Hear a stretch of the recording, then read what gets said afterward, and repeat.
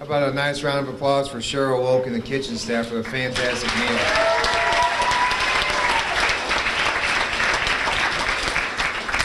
You'd be surprised how interested everybody always is on what the menu is and how many people look forward to eating at the banquet. It's almost like you don't eat for a whole week and look forward to it, but I'm the same way. I always look forward to it.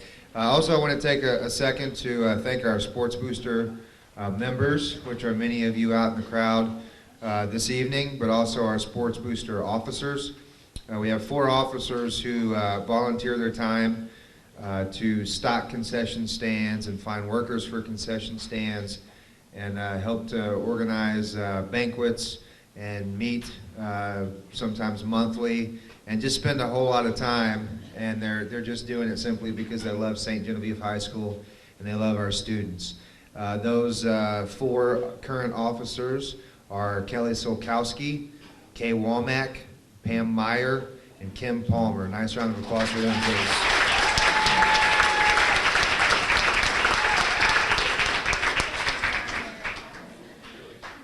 Okay. Introduction of the coaches, and then I'll turn it over to the coaches at that point. I'll just start to my far left, and you can hoop and holler if you want to, I guess, or you can hold your applause to the end, whatever you guys want to do. I don't care. To my far left, we've got our head girls basketball coach, Josh Banks.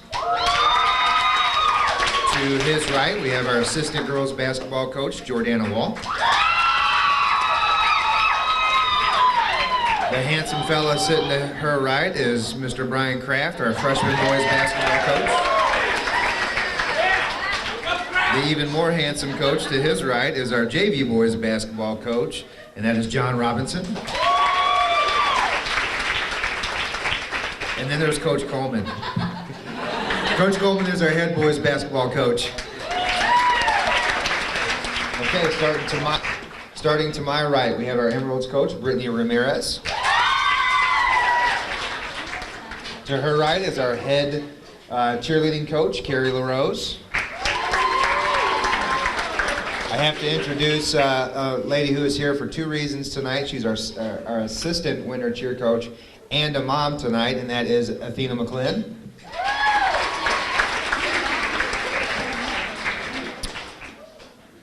One of our middle school coaches who doesn't quit when the middle school season is over and wishes when the high school season is over that it was still going. That is Justin Roth.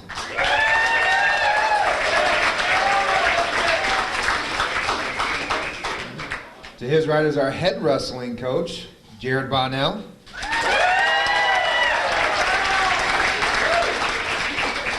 When Coach Bonnell saw me in my suit, my gray suit, he said, "Hey, what's up, Matlock?"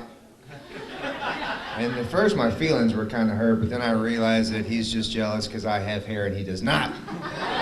So I'm okay with that. Whatever makes you feel good, Coach. To his right is our one of our assistant wrestling coaches, Brian Geck.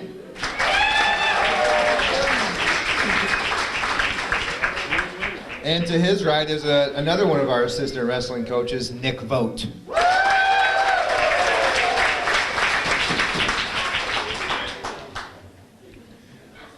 We're going to start with wrestling this evening, and we're not just starting with our wrestling team, we're starting with our 3rd place in the state of Missouri, Class 2 wrestling team. How about a nice round of applause for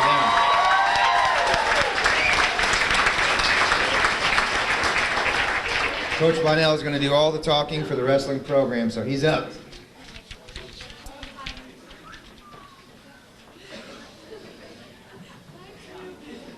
I was told when I walked in that since I got to go first, I got an extra 30 minutes, so.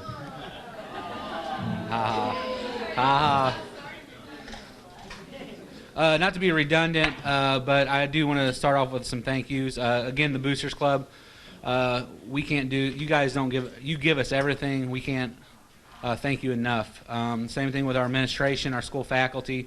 There's a lot of times that we are gone during, 7th hour. I know my 7th hour teachers this year wanted to kill me because we were gone so much 7th hour in January, and they always do a real good job of working with the athletes on getting homework caught up and things like that.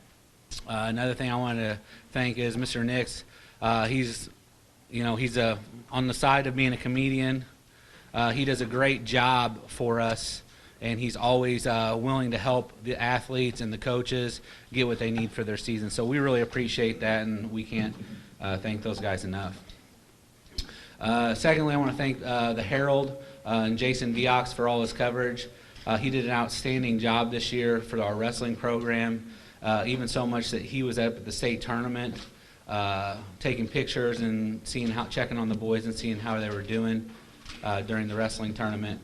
I would say that, and I'm not just saying this because he's the St. Gen Herald, but thank you. But he's probably one of the best sports writers around, in my opinion.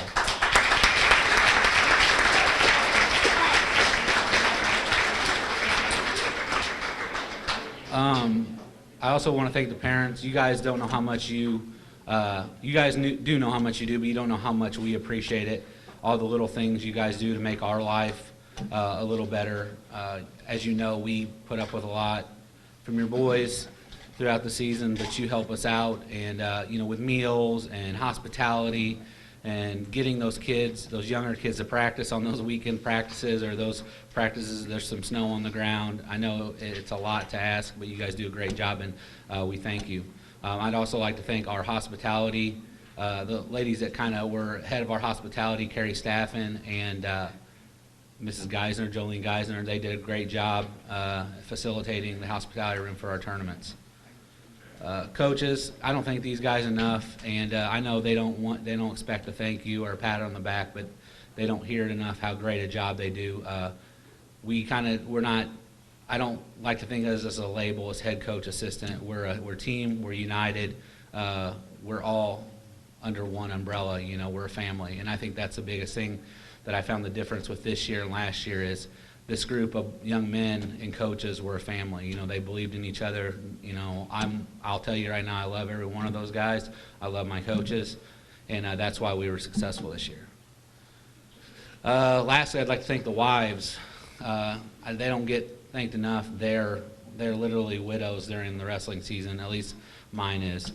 She doesn't see me hardly at all from August to the end of February, and my kids see me little. So the fact that I'm allowed to do what I love and be around these hoodlums all the time says a lot about her and a lot about my family, and I can't thank them enough, and I know they feel the same way with their wives and children. On about the season, we finished with a 17-3 dual record, and that's hard for me to swallow a little bit because I felt like we should have been undefeated. We had some things happen in the season, some injuries that kind of hurt us with some of our duels, but that was still a pretty good record. We placed second at Westminster out of 12 teams. Farmington duels, we placed first out of 10 teams. Yes, I did say first. We did beat the Farmington Knights this year.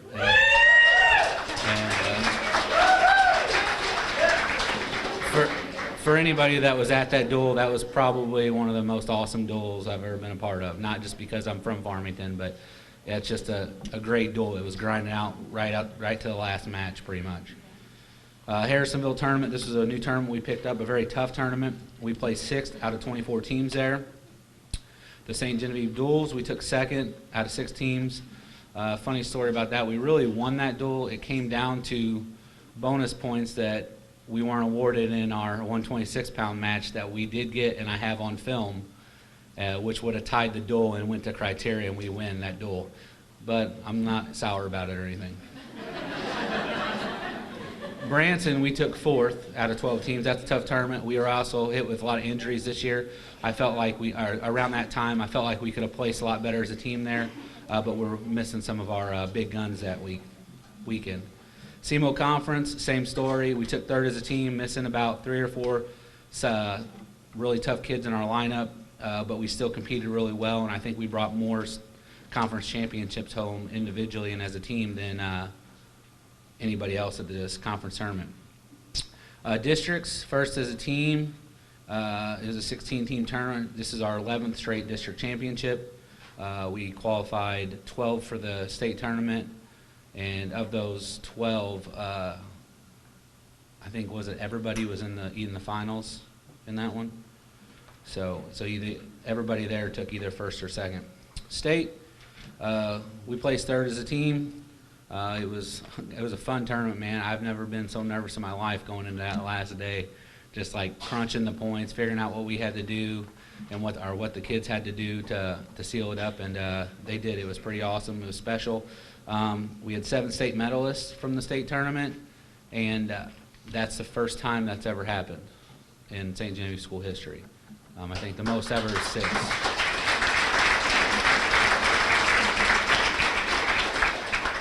So that's a little wrap up of our season in a nutshell. I'll get in a little more depth with some of these clowns here in a second. But first, I'd like my beautiful managers to come up: Allison Bova, Brooke Martin, Cassie Fleeg, and Hannah Giesler.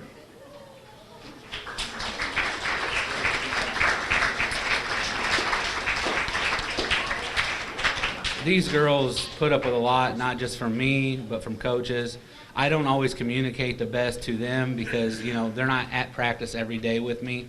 So they do a good job between each other. It's like, hey, Coach Bonnell said we need to be here at this time. They really do a lot for us. A lot of people don't know. They take stats. They do film. They've learned a new stat program that they know it better than I do right now, I think. So really, we really appreciate everything they do. They have the same late nights as the boys do and getting back from tournaments and things like that. We really appreciate them, and we couldn't do it without them. You guys can sit down. I wasn't going to make them stand up here for that long. I'm going to get into some of the JV wrestlers now. If you guys just want to come up and file down, I'll go through the JV and varsity, and then when we get done, you guys will be able to sit down. We're going to start off with JV. Ethan LeClaire, 106, Ethan LeClaire. I think Ethan was a no-show. I wanted to say he let me know, but I'm not for sure. This may go quicker than you guys think. Simon Grass.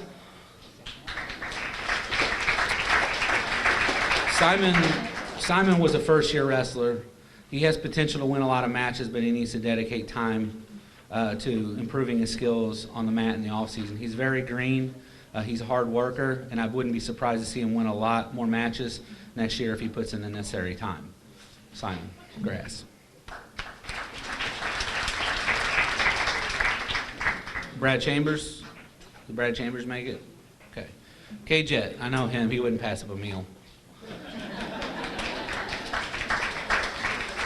I can say that because I'm fat too.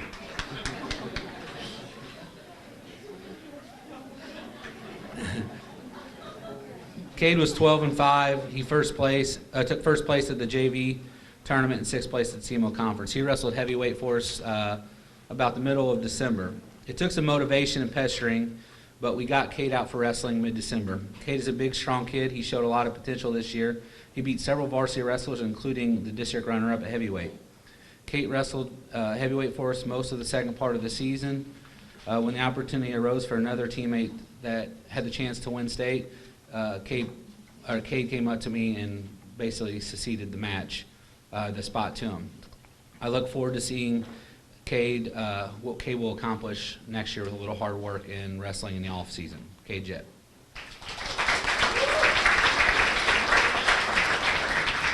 Now I'm going to get to the varsity guys. 106, Nathan Geisner.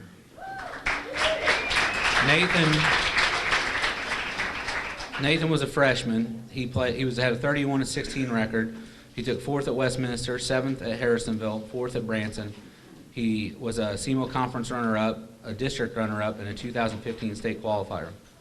Nathan had a successful freshman year. He managed to win 31 matches and place at 4 very, very tough tournaments. He is probably the nicest kid I've ever met, which is good off the mat, but not always good on the mat. Nathan has the potential to be a 3-time state placer, but he's going to have to put in the work necessary to reach his goal. I know he will, and maybe he'll get a little meaner in the process. Fun fact about Nathan that I learned on the way to a tournament is this kid is an 80s rocker through and through. Loves 80s rock. I always look for him, pictures of him in the big hair bands or something at concerts. 113, Wes Dickens.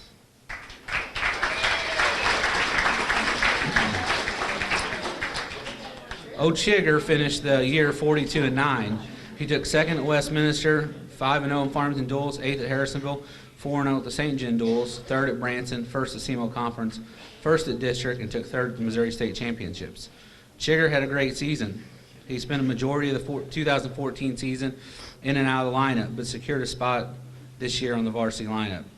He put in his time in the off-season wrestling competition that were preparing for the upcoming season. He became district champ his first year entering the tournament, and a week later placed third at the Missouri State Championships, which was also his first trip as a high school athlete.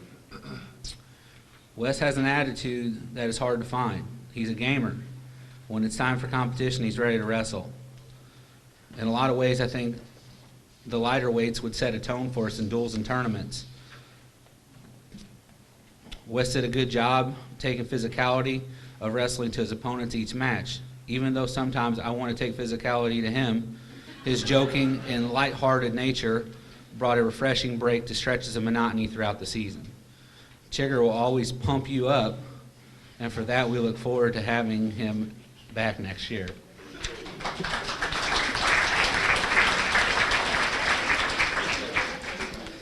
Wade Dickens.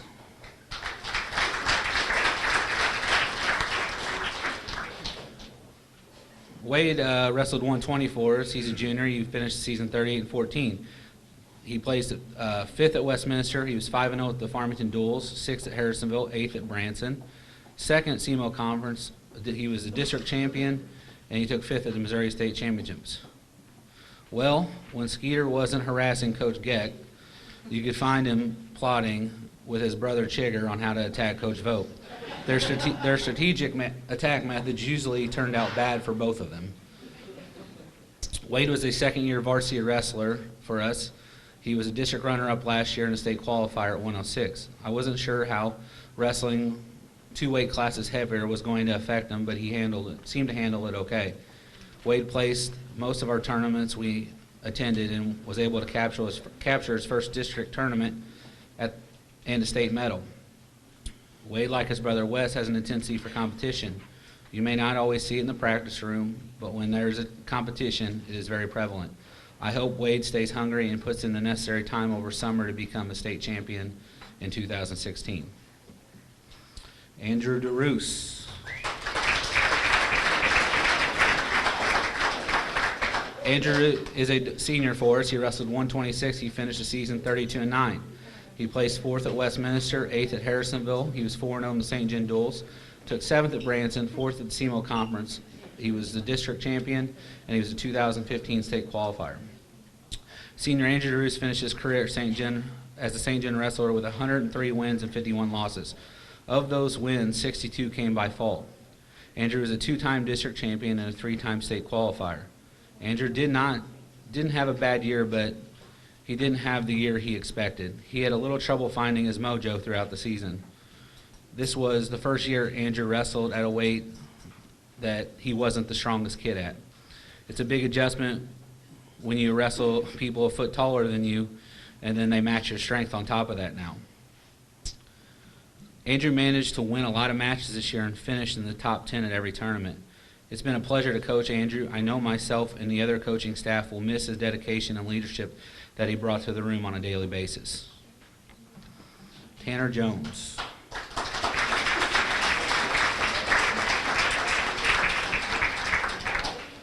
Tanner went back and forth wrestling 132 and 138 for us, but he finished the year wrestling 132. He's a senior.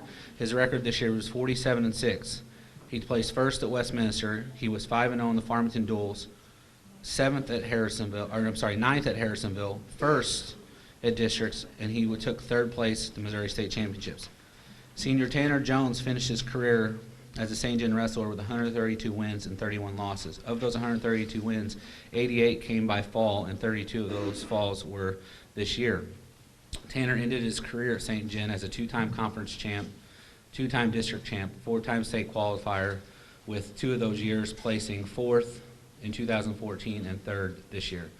Tanner returned this year determined to compete and hopefully win a state championship.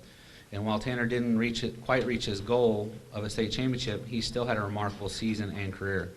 Tanner wrestled through most of his senior year battling pre-existing injuries.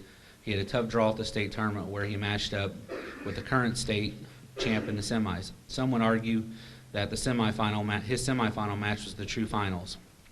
Tanner lost the semis then tore through the backside of his bracket, pinning his next competitor and majoring his third-place opponent, whom he wrestled a one-point match with at the state tournament a year before. I believe that Tanner's work ethic, dedication, and strong will propelled him through rough spots in this season. Tanner plans on attending a college and possibly continuing his wrestling career. Tanner has been a great leader for the program, and I wish him the best of luck in college.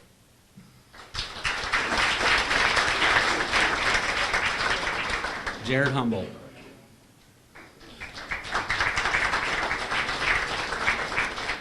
Jared was another freshman of our lineup this year that whenever Tanner was at 132, he'd be at 138 or vice versa. So he got kind of pushed around into spots that he necessarily didn't really have a choice to do. He was set a 17-19 record. He took third at the Riggy Roundup, and he was one match away from qualifying for the state tournament, which is pretty impressive. It always seems like I have a utility man somewhere in the lineup each season. Jared wrestled the majority of the season in a varsity lineup. He bounced back and forth between 132 and 38, depending on how we needed to shuffle our lineup that week. I know this can be frustrating to a wrestler, especially one that was too light for the lightest weight class he was wrestling. I never heard him complain, but I never heard Jared complain, at least to any of the coaches. Jared has a lot of potential. Even though he didn't have the best record, I saw a lot of improvement in him, especially in the last few weeks of the season. Jared wrestled a tremendous district tournament, wrestling 2 weight classes above his natural weight. He competed at the district tournament and almost qualified for state tournament. I see a lot of potential in him, and I know if he puts in hard work in the off season, that'll all be the key to success for the 2016 season.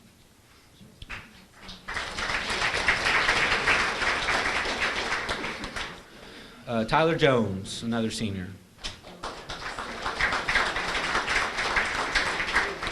Tyler wrestled 145 this season. He's a senior. He finished with a 32-5 record. He didn't get as many tournaments in because he had an injury, but he took first at Westminster. He was 5-0 in the Farmington Duels. He took 5th at Harrisonville. He was 4-0 at the St. John Duels, 1st at District, 2nd at the Mo State Championships. Senior Tyler Jones finished his career, as a St. John wrestler with 227 wins and 36 losses. Of those 127 wins, 78 came by fall. Tyler ended his career at St. John as a 3-time district champ, a 4-time state qualifier. He was a 2-time state medalist, taking 4th in 2011, and this year he was a state runner-up at 145. Tyler had a rough year battling injury. In early January, he broke his hand in a match against the same wrestler he'd wrestled at the state tournament a month later. Throughout the month of January and February, Tyler continued to work out, cast and all. And I'm telling you right now, by the end of that cast, by the end of him before he got ready to get it off, that thing was stinking bad. Tyler continued to work, cast and all. He stayed in our room most days doing plate pushes, which I knew he loved, and working on intervals on the elliptical. Tyler's timeline for returning to the mat was set for Wednesday of districts. Missing a lot of tournaments, Tyler was upset, but I believe it pushed him to work even harder, especially on his conditioning. After a month, just before the district tournament, Tyler was released. Tyler wasn't fully healed, and there were still signs of fracturing in his hand, but his drive to compete for himself and his team was a deciding factor. Tyler wrestled several close matches, but controlled matches at the state tournament. His hand was still in pain, but he kept grinding out one match at a time. Tyler made the finals, and this match came down to just seconds left when Tyler took his opponent to near fall, but wasn't awarded the points as time expired. And I have the picture of him taking the kid to near fall. I'm not sour, though. Tyler plans to attend college with plans to focus on working in conservation or state and national parks. He does not know if he wants to continue his wrestling career, but we wish him the best of luck.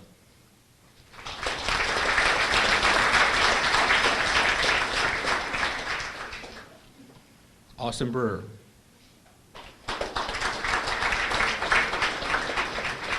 Austin Brewer wrestled 152 for us as a junior. His record was 38-8. He took 2nd at Westminster, 8th at Harrisonville. He was 4-0 in the St. John Duels, 3rd at Branson, 1st at SEMO Conference. He was 1st at Districts, and he was a Missouri State qualifier. Also had an excellent year, winning his first conference championship and his second district championship. Austin's work ethic is exceptional. His natural ability and strength give him an edge on just about every opponent he wrestles. He may not be the most vocal or outspoken leader in the room, but he leads by example. I know when I ask 100% of him, that's exactly what I'm going to get. I have all the confidence that Austin will make the podium next year. In fact, I challenge him.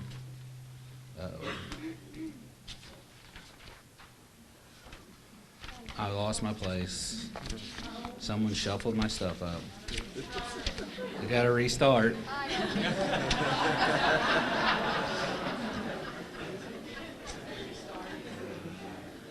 Give me one of those packets. Can you give me, that's underneath that. I'll get us back on track. Hold on. All right, here we go.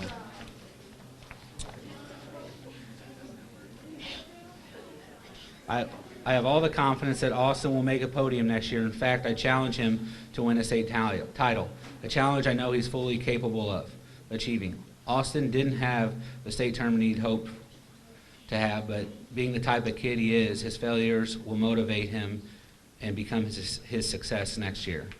Austin, you're a good wrestler, but you're a great leader.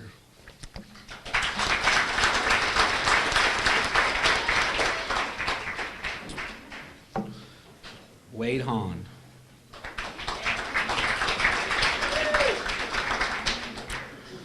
Wade is a freshman in our lineup. He wrestled 160. He finished with a record of 29-18. He took 5th at Westminster, 10th at Harrisonville, 10th at Branson, 2nd at the district tournament, and was a 2015 Missouri State qualifier. He doesn't like to be called Herb. I'm instructed to call, or Wade, I'm instructed to call him Herb or Herbie. So Herbie was one of the 3 freshman wrestlers on the varsity squad this year.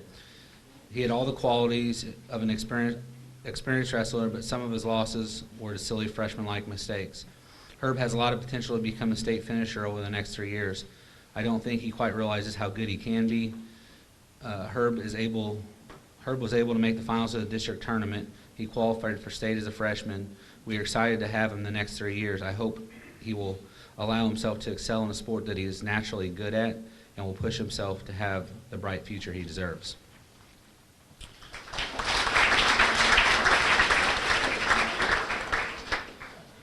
Tim Schweiger.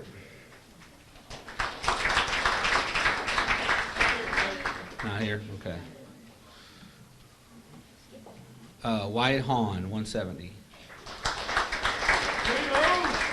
Wyatt is a junior. He wrestled 170. He had a record of 31-9. He took 2nd at the Westminster tournament, 9th at Harrisonville, 2nd at districts, 5th, and took 5th at the Missouri State Championships. After a season-ending injury that put Wyatt out for most of the 2014 season, we are thrilled to see him return to the mat this year. Wyatt had some struggles throughout the season with his knee, including a scare in January that we thought may end his season for the 2nd straight year. After seeking the necessary medical attention, Wyatt was cleared to come back and wrestle.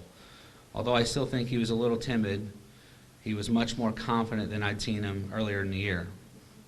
Wyatt was able to make the district finals for the 2nd time, but was unable to beat longtime best friend Ethan Stevens from Dexter. I think losing his district finals match put a sour taste in his mouth, and Wyatt went out to the state tournament with a chip on his shoulder, ready to compete. After being off for a year and extensive knee surgery, Wyatt came home with a state medal. The hard work he put into his rehab and postseason training contributed to his achievements. I would like to see Wyatt have a little more confidence in his knee and push himself to become a champion that we all know lies within him. AJ Gons, 182.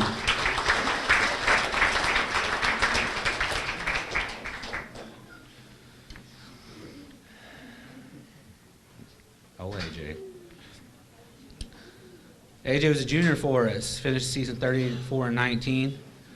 4th at Westminster. He took 4th at Westminster, 8th at Harrisonville. He was 4-0 in the St. John duels.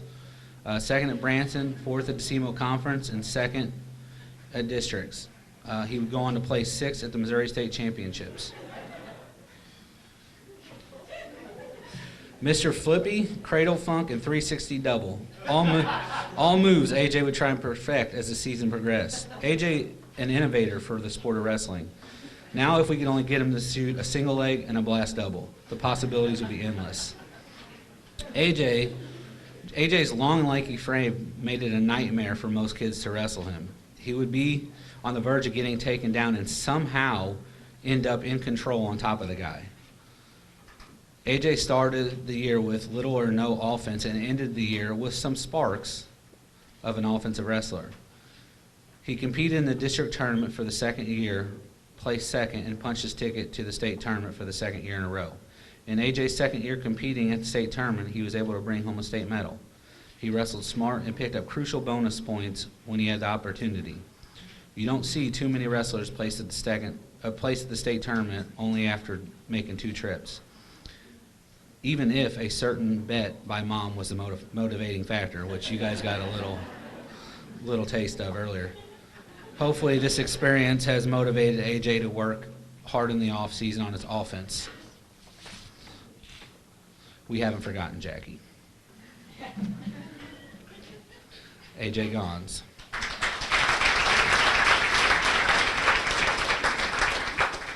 Gabe Harmon, 195.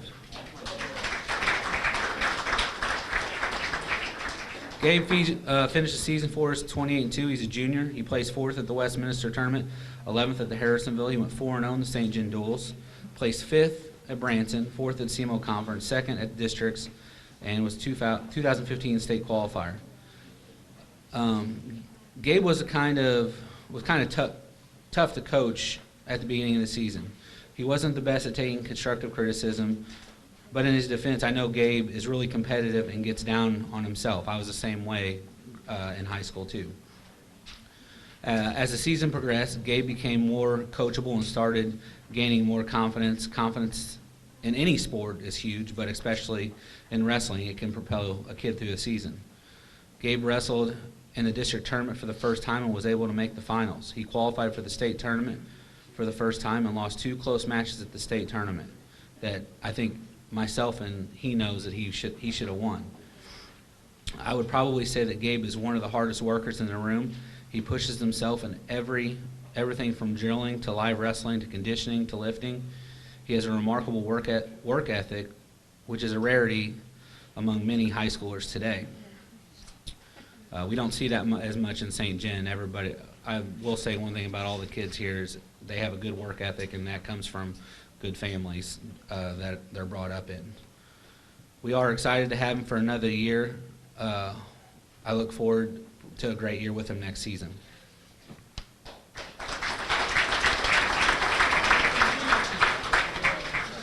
Gage Moyers, 220.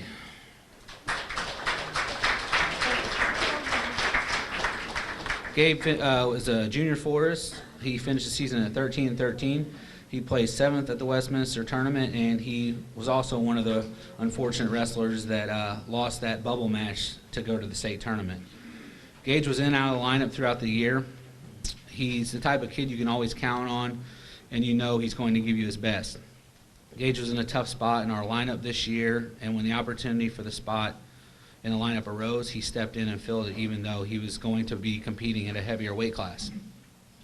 Gage wrestled the district tournament for the second year in a row and had and this year was much different than last. Even though he lost the bubble match to go to the state, I saw much improved Gage Moyers. I think Gage's best days are in front of him, both in life and in wrestling. I know he will continue to work hard over the summer, improving his wrestling, and hopefully we'll get to see him competing at the state tournament next year.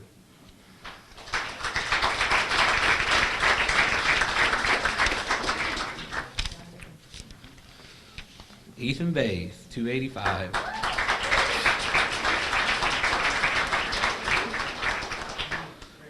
Ethan is one of our seniors. He finished 51-2 on the season. He placed 1st at Westminster. He was 5-0 in the Farmington duels, 3rd at Harrisonville, 4-0 in the St. John duels, 2nd at Branson, 1st at the CMO Conference tournament, 1st at districts, and he was your 2015 Missouri Heavyweight State Champion.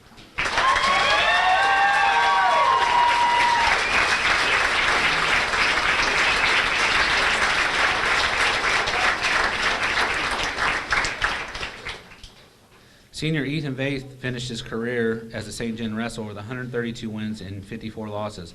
Of those 132 wins, 75 came by fall, and 38 of those falls were this year, which I believe tied for the most falls in Missouri in every class this year.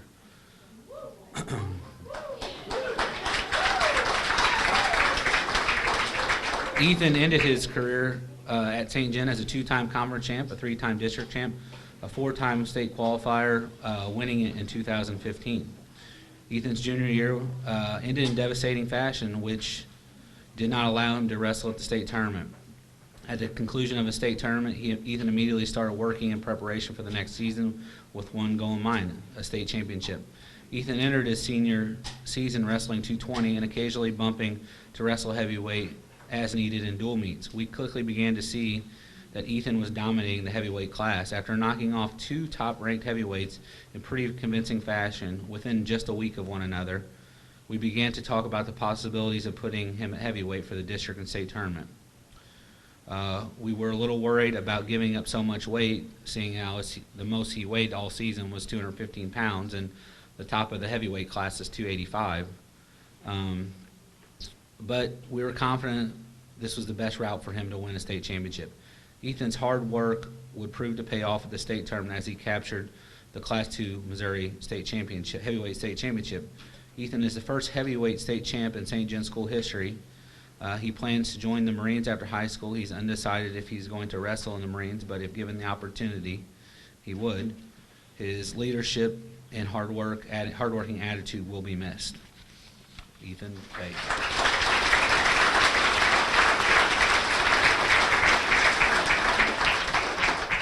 Now we're going to get, you guys stay up here. Now we're going to get to some team awards.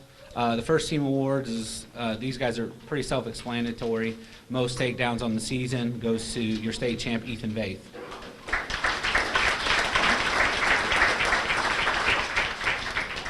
Most pins on the season, again, Ethan Vaith with 38 pins on the season.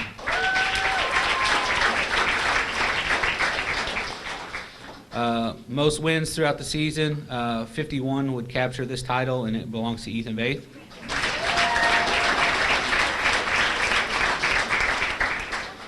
Next category is Rookie of the Year, and the way we did Rookie of the Year was anybody that was not in our district lineup in 2014 was eligible for Rookie of the Year, and I'm pretty sure it's pretty self-explanatory, and that'd be Wes Dickens, who placed third at the state tournament.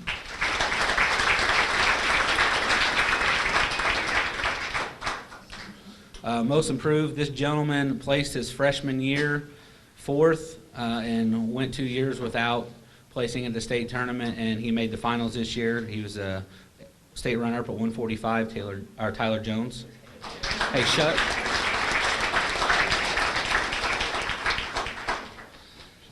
Next award goes to hardest worker. This is a kid that, gave you everything you had in each practice, and we had to, there were certain times he was hurt that we had to tell him, no, you're hurt. You need to take a day off, or, you need to jog, but he always gave us everything he has. He always made weight. He's very dependable, and that award goes to Austin Brewer.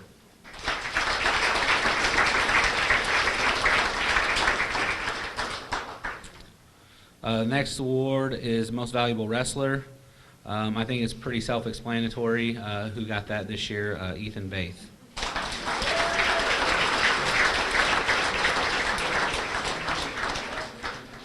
One other small category is they had just recently came out with Dream Team Awards, and Tanner Jones, Tyler Jones, and Ethan Vaith were all selected to the J98 Dream Team this year. So.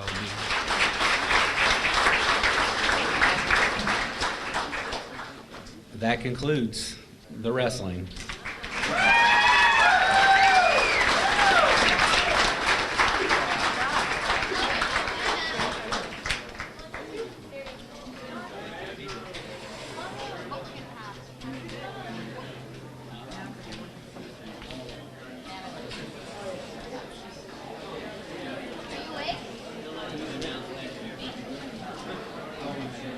Okay.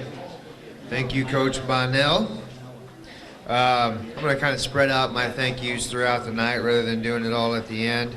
I wanted to take the opportunity first to thank all of the parents here. We always have a tremendous outcome. We always have tremendous attendance at our sports banquets. I always keep track of how many kids are here, and it's always somewhere between 85 and 95% of our kids. And usually, just about every kid that's here, there's a parent, at least one parent here with them. That just shows the support that you have for your kids, the time that you take to spend on supporting them and their extracurricular activities. Our parents do a tremendous job throughout the entire season doing various things, whether it's banners or getting things ready for senior night or whatever it may be.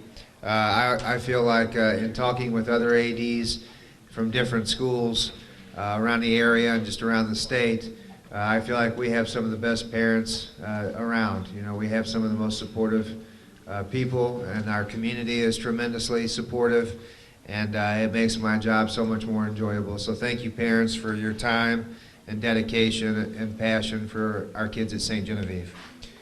Moving on to boys basketball, we'll start with Coach Coleman. He's going to do some thank yous. Then Coach Robinson will talk about a little bit about the lower level season, and then back to Coach Coleman to talk about varsity. So I'm going to let those two go back and forth, and you're up. All right, I've got a lot of thank yous, just like everybody else.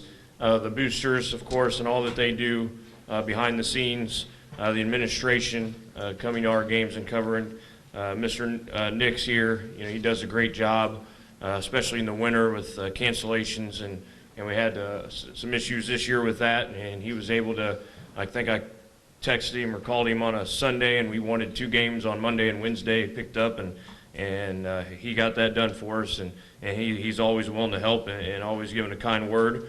Would like to thank the media, the Herald and Mr. Viox, the radio stations, Prepcast, giving all the coverage to our kids. It makes a big difference when they're there, you know, and getting our kids' names out.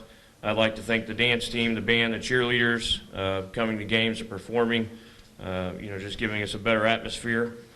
I'd like to thank the parents, especially for all the things that you guys do, the time you put in running your kids to practice, especially when it's late at night, when we have to go late from 5:30 to 7:30.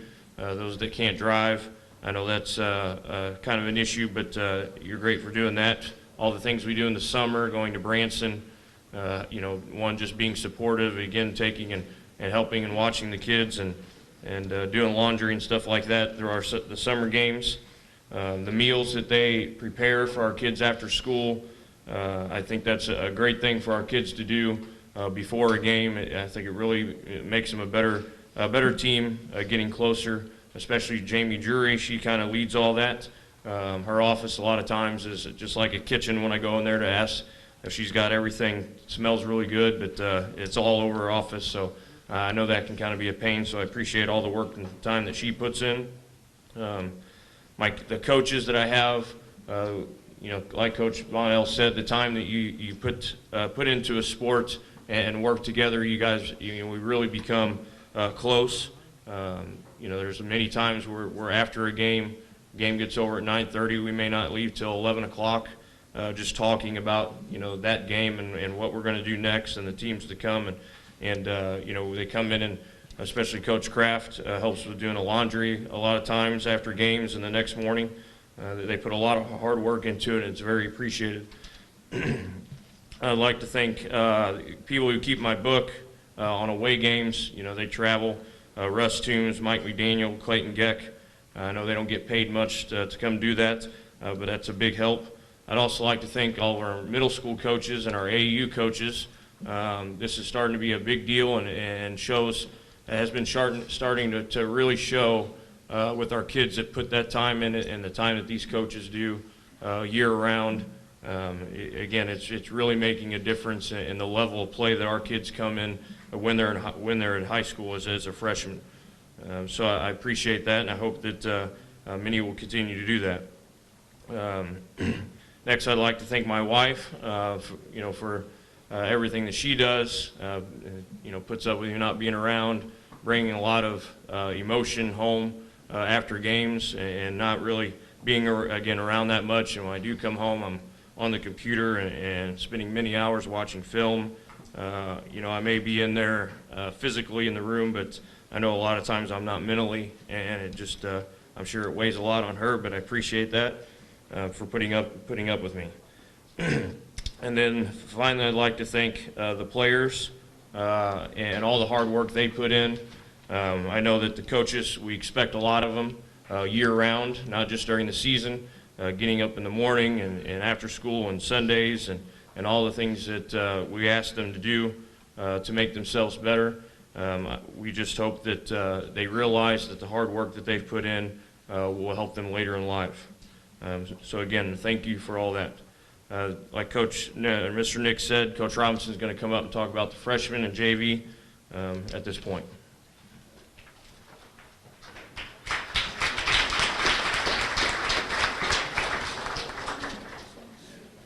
Okay, I know most of our freshmen aren't here, but I'm going to go ahead and call up their names, and the freshmen that are here, come on up, and we'll talk a little bit about the freshman team, and then we'll talk about the JV team, okay? All right, so Jacob Tomier, is he here? All right, Camden Rowe. Drew Toombs, Bradley Brown, Logan Schwint, Jordan Wybrick, Xavier Boyd. Okay.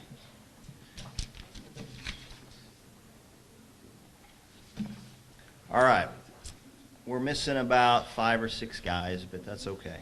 The freshmen this year played just a limited schedule. Some of that was due to weather. Some of that was due to we had to use a lot of freshmen at the JV level because we had only 4 sophomores this year. So the freshmen had to play a lot of quarters at the JV level. So we really had to mix and match these freshmen at the freshman level. So their record ended up being 1 win and 3 losses, but it's a little bit deceiving. You know, a couple of those games were really close. And like I said, it was really because those probably would have been a couple of wins, I think, if we would have kept all the freshmen down where they should have been. But they did a good job, and they did what we asked. Kind of looking forward to working with these guys because I think they got a lot of potential. And I expect a lot of good things out of them. So that was our freshman team.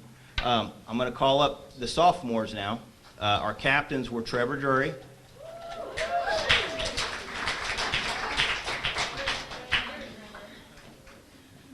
All right, Trevor played a lot of point guard for us, and in my mind, he was probably our MVP just because, even though we don't vote on that, in my mind, he had to take care of the basketball. He really played the point guard role all season or most of the season, and that was really, he's more of a shooting guard, and I thought he did a great job taking care of the basketball. So he did a good job keeping our team. I could put other guys in their place where they needed to be. Another captain was Wyatt Lamondier. Good shooter.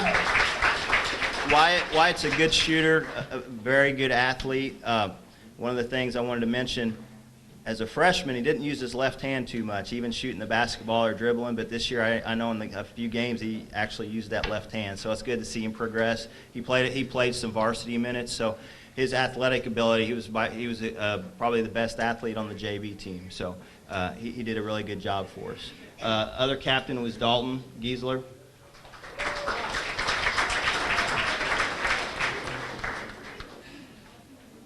Dalton was, I got to make sure I get this, he was a beast on the boards. He was a rebounding machine. He did a really good job for us, and it was a pretty good defensive player inside. So he did a really good job on the boards. I would like to have my managers come up for the JV. Jacob Shuley, Ali Grass, and Drew Lamondier. Just come on up. Jacob did a little bit of, he did the video for us, Ali and Drew did as well. They were managers, kind of switched it up, taking turns doing video and taking care of the stuff on the bench for us. So I appreciate appreciate what you guys did. Coach Coleman will have you guys come back up later too for the varsity, okay? But I just wanted to let you know I appreciate what you did for us, okay? Before we start talking a little bit about the JV season, I want to make sure you parents realize that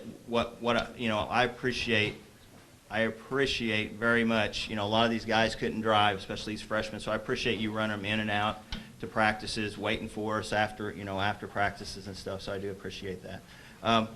Also, I wanted to say you guys should be really proud of these guys because, and I say this every year, and I'm sincere when I say it, we have the best kids to work with. I wouldn't trade these kids for anybody in the world. We have the best kids every year. They're respectful, they work hard, they're coachable. Their work ethic's awesome. They're funny, they make me laugh. And I'll use an example in a game. We was getting ready to go out for a game one time, and these guys are getting ready to be announced to go out in a JV game, and Dalton says, "Coach, you're looking really good tonight." I'm just like, I'm trying to get him all intense and getting pumped up for the game. He starts cracking, it's just like, what do you say to that? So I do appreciate those kind of breaking up making the atmosphere more fun. So I want to thank him for that. Makes my job a lot easier. We're a really young JV squad, had 4 sophomores, so we had to rely on these freshmen a lot. They contributed a lot and played some really good minutes for us, and we played a really good schedule this year. I'd say it was the toughest schedule we've had since I've been here. We had a really tough schedule. And, we ended up being 13 wins, 10 losses. So, it was a respectable season, I thought, a good season, especially, you throw in a young group, you throw in a tough schedule, and 13 wins, against some of the competition that we added, it was, I thought that was pretty commendable of these guys. These guys also won the JV tournament at Fredericktown, so they brought home a championship trophy to start the year off. They won 3 games down there, and they played really well. Played some really good defense, especially defense that early in the season, they played really well. One of the things this team it was hard to figure out at times. Sometimes these guys would play really awesome basketball for one quarter, and then the next quarter, it was like Dr. Jekyll and Mr. Hyde. These guys just they do something really awesome for a quarter, and the second quarter I'm like, what the heck are we doing? And it's like then they'd pick it up, third and fourth quarter they'd play like they were at championship level basketball. And it really wasn't a lot of things that I changed. I don't know what it was. Sometimes I wish I knew what flipped that switch, but I thought as the season got on, farther into the season, we played more consistent.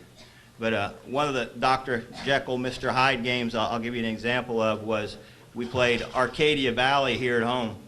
And the first half, we had 10 points. We scored 10 points in the first half. At halftime, we're down 27-10. And it was the worst basketball I think we've ever played since I've been here, I thought. It was bad. I was embarrassed. And we come out in the second half. And I don't know what happened, but these guys held AV to 14 points, and we scored like 40 points and ended up winning the game. And that was just how the season went at times. So, but like I said, as the season went on, we got better, more consistent. I started not seeing that Dr. Jekyll, Mr. Hyde appear as often. So I thought they did a pretty good job. Their defense got more consistent, and that was an issue I thought early in the year or toward the middle of the season we didn't do a very good job of, and we really improved our defense. But this was probably the best offensive JV team I've had as far as a group. These guys know how to put the ball in the basket. They started passing the ball better, and I thought they did a pretty good job offensively. I'm going to wrap this up pretty quick. I know Coach Coleman's ready to go. One thing I do want to do is make sure I tell Coach Kraft thank you for allowing me. He had to sacrifice a lot of quarters at the freshman level so I could use these guys at the JV level, and I do appreciate that very much. I also appreciate him keeping me from getting a couple of technicals this year. I got on to the officials a couple of times. He's over there tugging on my shirt, come on back to the bench, so I do appreciate that as well. I also want to tell Coach Coleman, acknowledge him for all the things he does for this program. I don't know if you guys realize the amount of hours he does preparing and studying and organizing, not only for camps, but AAU programs, building this program up the right way. So I think, you know, he deserves a round of applause just for the amount of work and effort he does. So if you guys give him a hand.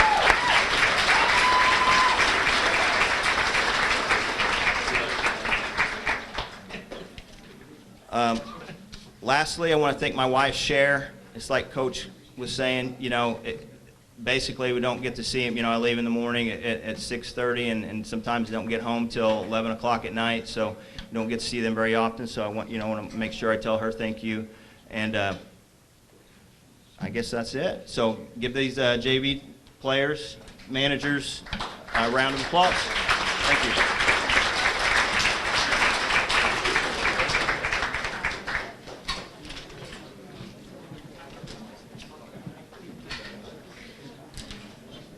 Okay, now we'll talk a little bit about the varsity team. We had a record of 16-12. This is the most wins since I've been here, and like Coach stated, it's probably the hardest schedule that we've had in a long time. And part of that was because just who we picked up in a tournament. We changed the tournament this year from playing at Crystal City to playing at DeSoto, and then we picked up 2 games late in the season against Poplar Bluff, which is a big Class 5 school, in Sykeston. Which, if you know anything about basketball, obviously is a great program. We had 4 games. Out of those 12 losses, 4 of those games were by 6 points or less. About 9 out of those 12 wins, it was probably a 6-point game with about 3 or 4 minutes left, and it just didn't seem like we could ever finish very strong. 5 of those losses were to people who won their district. District champs, 2 losses against, again, Poplar Bluff, and then 1 against Sykeston. And so all but about 4 losses were obviously against really, really good competition. We took 2nd place in that DeSoto tournament, again, only losing to Poplar Bluff. We took 5th place in the Christmas tournament, which is, we were ranked 9th going into it, only lost to the number 1 ranked team, Potosi, by 6 points in that one. And so just, you know, all year long, these guys were really competitive and really successful going through. We had a team that was probably the team that became the biggest family since I've been here. Very unselfish. You know, they just, for some reason, they clicked. And, you know, especially on the varsity level, we had freshmen, we had sophomores, juniors, seniors. And a lot of times that's kind of a hard thing when you have, obviously they're friends, but to become that close when they're not their classmates or guys that they've been around all the time. We had 7 guys that averaged more than 7 points. We had 4 guys that averaged double digits. So we were very spread out, which was great because if one guy didn't have a good night one time, the next guy did. There was many times some of these guys scored 20 points or more, you know, but then the next night it would be somebody else. A guy coming off the bench would give us a spark and score 15. And so that's what really made us a tough team, I felt like. And you know, most of the time when I talk to coaches, you know, they couldn't prepare for one guy or worry about one guy, and that's one thing that we were proud of. We broke some records this year for ourselves. The records are only been for about 10 years that I've been around. So, we scored 65 points a game, which is the most we've ever averaged. We had the most assists this year that we've ever had with 411. We averaged 14.7 a game. We had the most steals this year. We averaged 12.6 steals a game. We had the highest 3-point percentage at 33%. We shot the most free throws this year and made them with the highest shooting percentage at 63. Most 2 points made with the best percentage at 49. We scored 86 and 85 in 2 games, which is I think only one other time we've even got to the 70s. We scored the most field goals in a game with 34, and one that we might not be proud of is the most fouls we've ever had in a season with 499. So that was, we averaged 17.8 fouls a game. So our big guys inside like to be physical, which is was really not a big deal. I mean, obviously we like to keep those guys on the floor, but we had the depth. If Drew got in foul trouble, then we had Tate and Morgan and Zach, and if Tate got in foul trouble, then we had Drew, Morgan, and Zach. So, again, that was just one of our strengths throughout the season. We had a total of 13 players on the varsity squad. We had a freshman, 3 sophomores, 4 juniors, and 5 seniors. I'd like to start with our managers. We had 5 managers this year. Samantha Grimminger,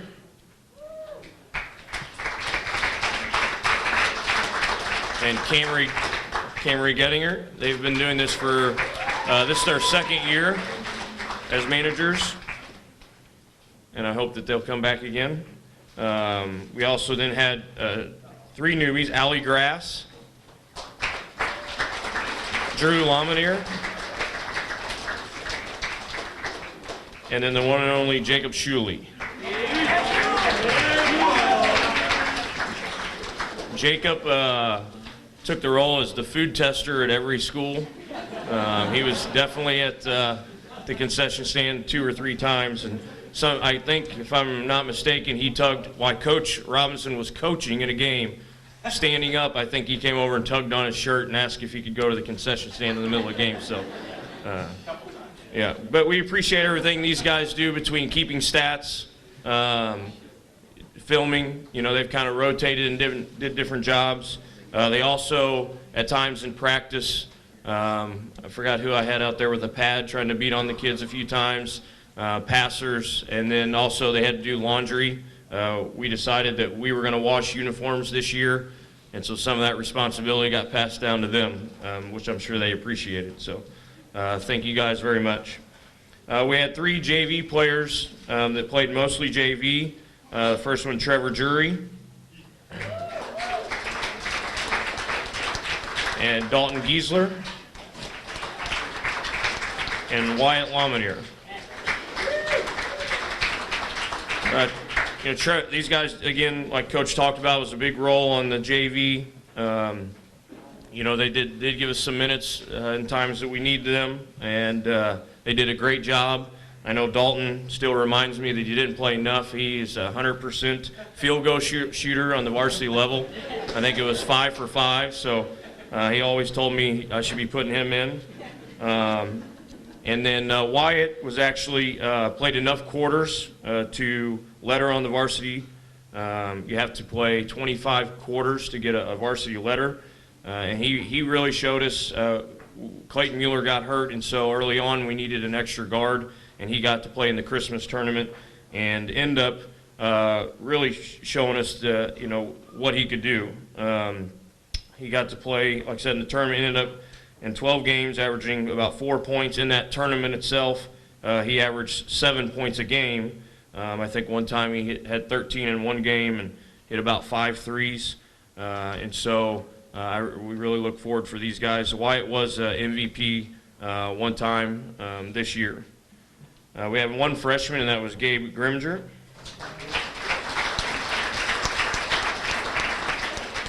Gabe started the year playing a few quarters JV and varsity, kind of splitting. We knew, obviously, that the talent that he had, but we thought it was important that we didn't throw him right into just varsity and gave him some quarters on the JV. But he proved himself, very quickly that he was a varsity player. And then especially when Clayton got hurt, he really had to prove himself, because then he became the starting point guard. And that's really tough to do as a freshman. I think, since I've been around, there's only been 1 other freshman that's started or played a lot on the varsity. And Gabe really just showed us that he could handle the pressure. The one word that I always used when to describe Gabe was he was fearless. Our second game of the year, the first game of the year was against Poplar Bluff. And you throw him out there and just, again, fearless. He proved that he was not only a great offensive player, but a defensive player. His defense, I think he led us with 66 steals. He averaged 10 points, 4 assists a game. And his biggest game was against Farmington, which was in the conference tournament. Again, it's a great team. He scored 21 points. And he also had a big game against Potosi where he had 10 assists. Again, that fearless in that Farmington game, it was a matter of an inch, I guess, or two, but late in the game, we needed a three, and lo and behold, Gabe gets in his hand without a doubt, no fear, shoots it, drains it, and again, his big toe was on the line, and we ended up, losing by, I think, 2. But again, I think that just describes him and his ability to be able to play at that level as a freshman. So we look forward to Gabe coming back. He was MVP 5 times. Next is juniors, Anthony Rowe.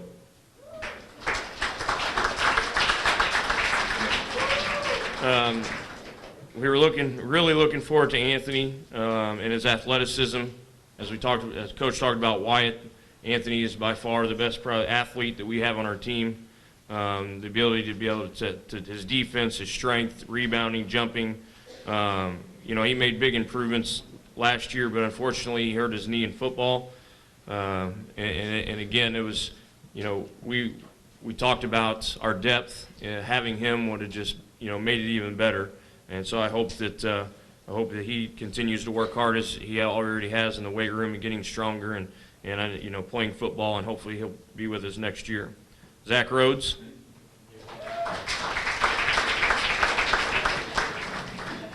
I always thought Zach was a quiet kid, but he's really opened up this year. And he's actually really funny. I didn't really know that. And that started with, I think, about halfway through the season playing spoons is where all of a sudden he's showed us that he can talk a little bit. But Zach's a junior. He was one of our post players and came off the bench. He had a knack for the basketball. And you put him in there, he's going to rebound. He's strong with it. Most of the time he ended up getting fouled. He's got to work on those free throws because when he was playing, he would shoot, a lot of times the most free throws, just wouldn't make the most. But again, Zach, I think is going to be, if he continues to work and get strong, and I told him he needs, to get in the weight room and play. Next year, he's going to be a handful for teams. Again, he doesn't look huge, but he plays bigger than anybody on this team. Zach, I think he had his biggest games where he scored 8 points and 9 rebounds. One game, and he was the MVP twice. Nathan Klin.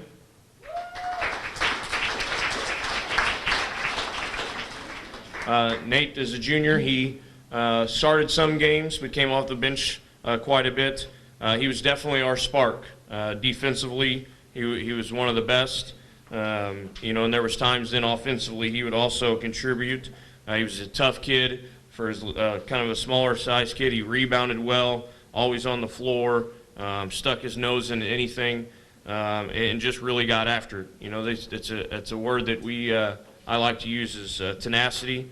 Nate's got it. He was very good at attacking the basket. Nate averaged almost 7 points and 3 rebounds a game. Again, we look forward to Nate coming back next year. Morgan Shank, or Peaches as they call him. Peaches. Morgan's a junior. He started off a lot of the games this year as a starter. Especially we started out playing 3 bigs, and as time went on, we went to starting only 2 bigs.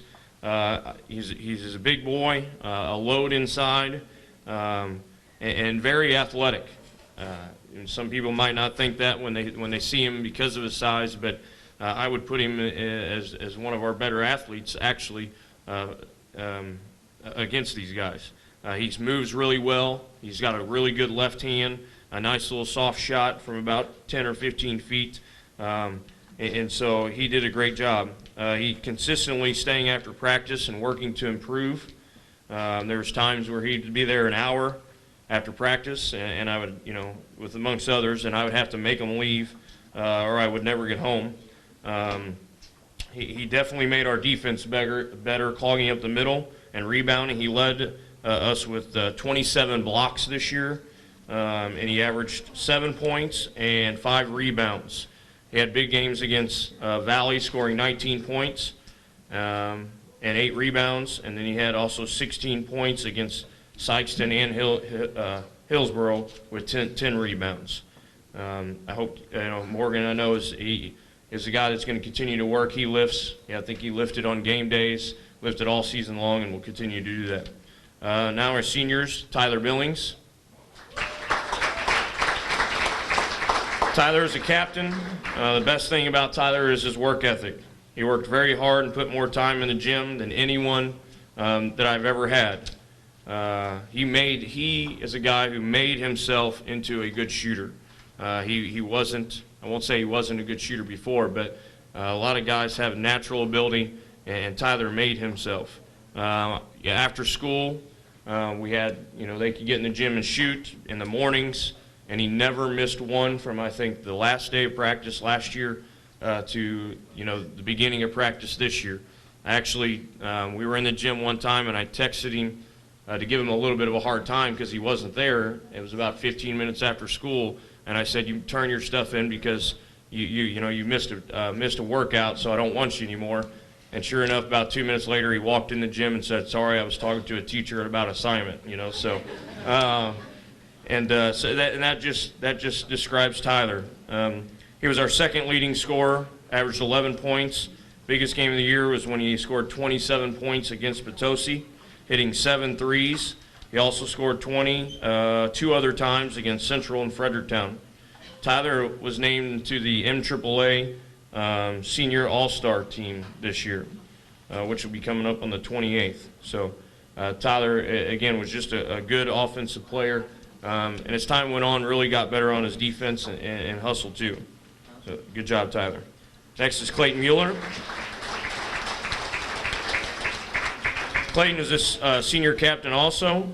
He was our starting point guard, except when we talked about when he cracked his collarbone early in the year. The thing that I enjoy the most about Clayton with that was, you could get hurt. A lot of people may, get down, give up, and it wasn't the next morning after he did that. We had a game, and he was right there with those guys, cheering them on.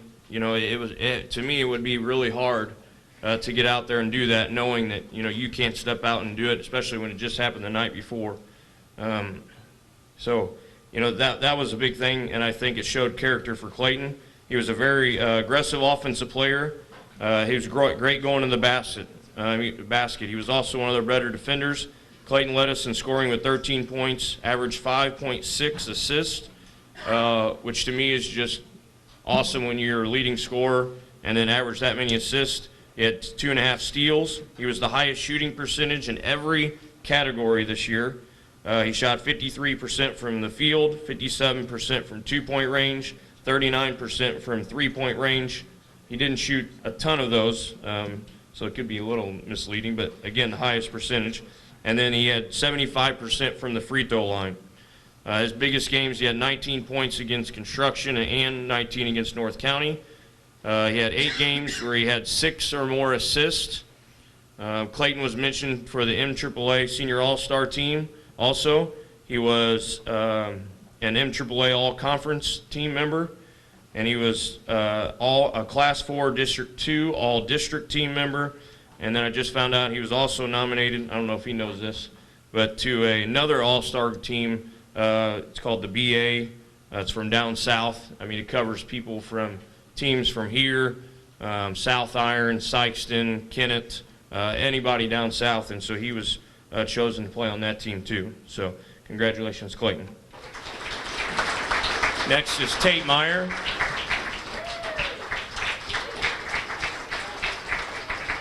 Tate is the senior captain. Tate might not have been on the top of our statistical leaders on the team, but was definitely a guy we needed on the floor. He was the best talker on the defensive end in the back of our zone. When he wasn't on the floor, we struggled a little bit because of his leadership not on there. He was always calm and collective. Again, when we were being pressed, he was a guy that we needed out front because he just had that demeanor. Sometimes I wondered if he was excited to be here, but I think, again, that's just him. He just made he made our team run smoothly. Tate averaged 7 points a game and over 6 rebounds and 2 steals. Tate was one of our best offensive rebounders, and some of his better games was Valley Catholic. He had 16 points and 10 rebounds. He had 13 points against North County, and then he had 13 rebounds against Saxony Lutheran. Again, Tate's going to be hard to. He's I always pick a guy that I believe is the glue to a team, and that's definitely Tate. Okay.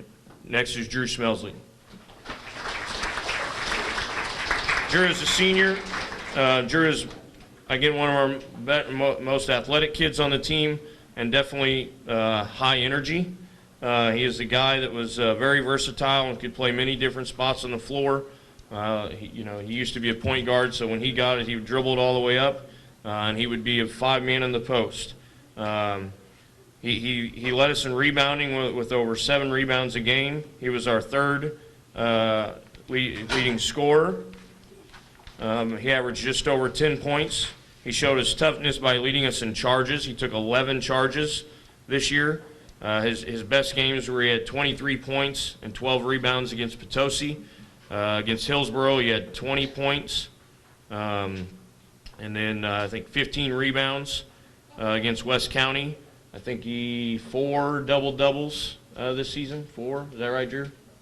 4 or 5. Drew, I think his best game was the last game of the year. Again, he was one of those guys that if he needed to or could, he could take over a game. And again, I'd say Drew is probably one of the guys that's hardest on himself than anybody. And I think that's just because of the passion and drive he has to be great. He was nominated to the MAAA Senior All-Star Team, and he was also a Class 4 District 2 All-District Team member. And so this is your varsity team.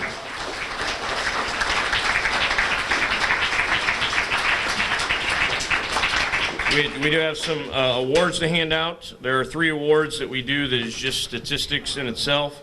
And the first one is leading rebounder, goes to Drew Smelsley with 198 rebounds.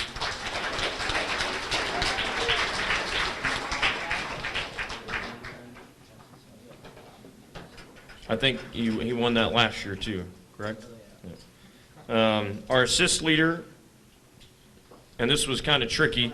We always do the most assists in a year, and but we had 2 guys that were kind of our assist leaders, and that was Gabe Grimminger and Clayton Mueller. And Clayton, did miss some games, so but our overall assist leader this year was Gabe Grimminger with 111 assists. The next one is the free throw percentage award, and again, between Gabe and Clayton, we had 2 guys that were very close. Gabe was 74.6%, but Clayton beat him. Clayton was 75.4, I believe. So Clayton was our free throw percentage award. The next 5 awards that the kids vote on themselves, and in all 5 of these, we had 5 different people nominated. And again, that just shows how spread out our team was. The most improved, we have 2 that actually tied, and that was Morgan Shank and Tyler Billings. Our tenacity award, again, we talk about toughness with tenacity, and that was, they voted on Drew Smelsley. We had a defense award, and they voted on Tate Meyer.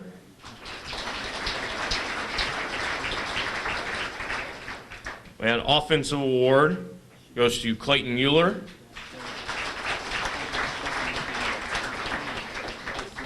And then our most valuable player goes to Clayton Mueller.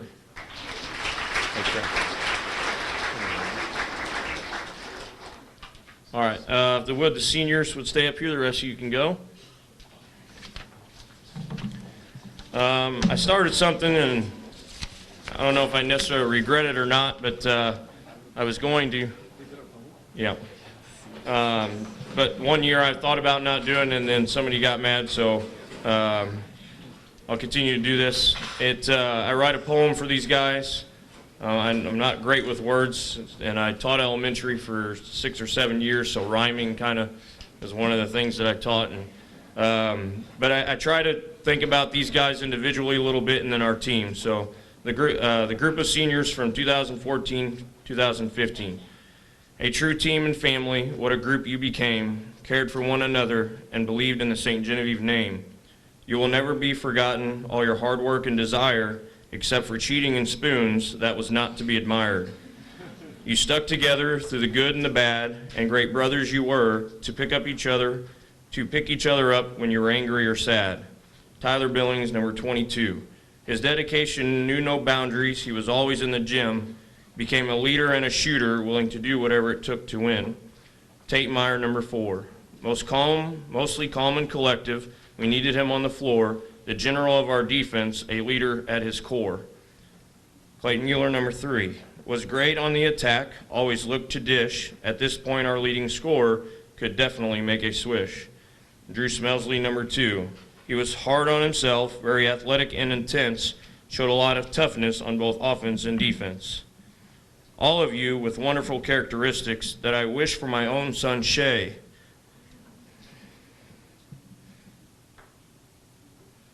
Those attributes and strengths you have, I can only hope he will show someday. As I stand in front of you now, remember the lessons we've taught you. Being a part of the Dragon family, I wish you luck in all you go through.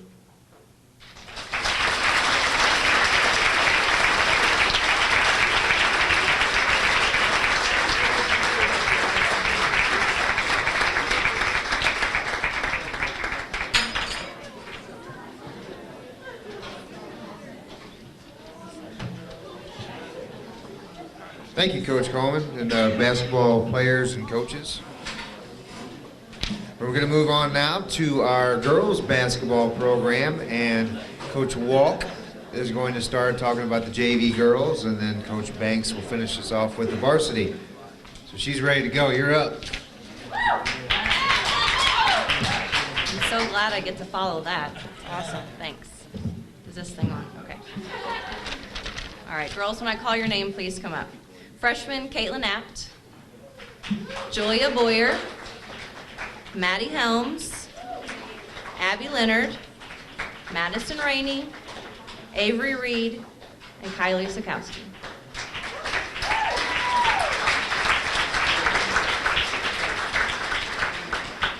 Sophomores Darren Brown, Courtney Dunsey, Kylie Kennard, Emma Meyer, Addie Stiebel. Madison Rainey.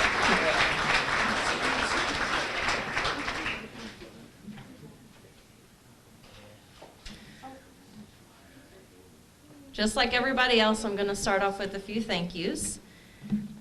First of all, my mom and my dad, they're not here, but I want everyone to know how much they have been there for me this year and helping me out with Jameson. I would not have been able to do this if it wasn't for their love and support. So I just wanted to say that for everybody. Kendall Solkowski and Ann Reynolds, thank you for watching Jameson and taking such good care of him.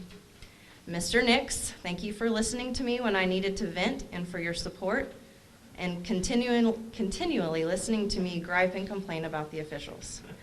Sorry, my bad.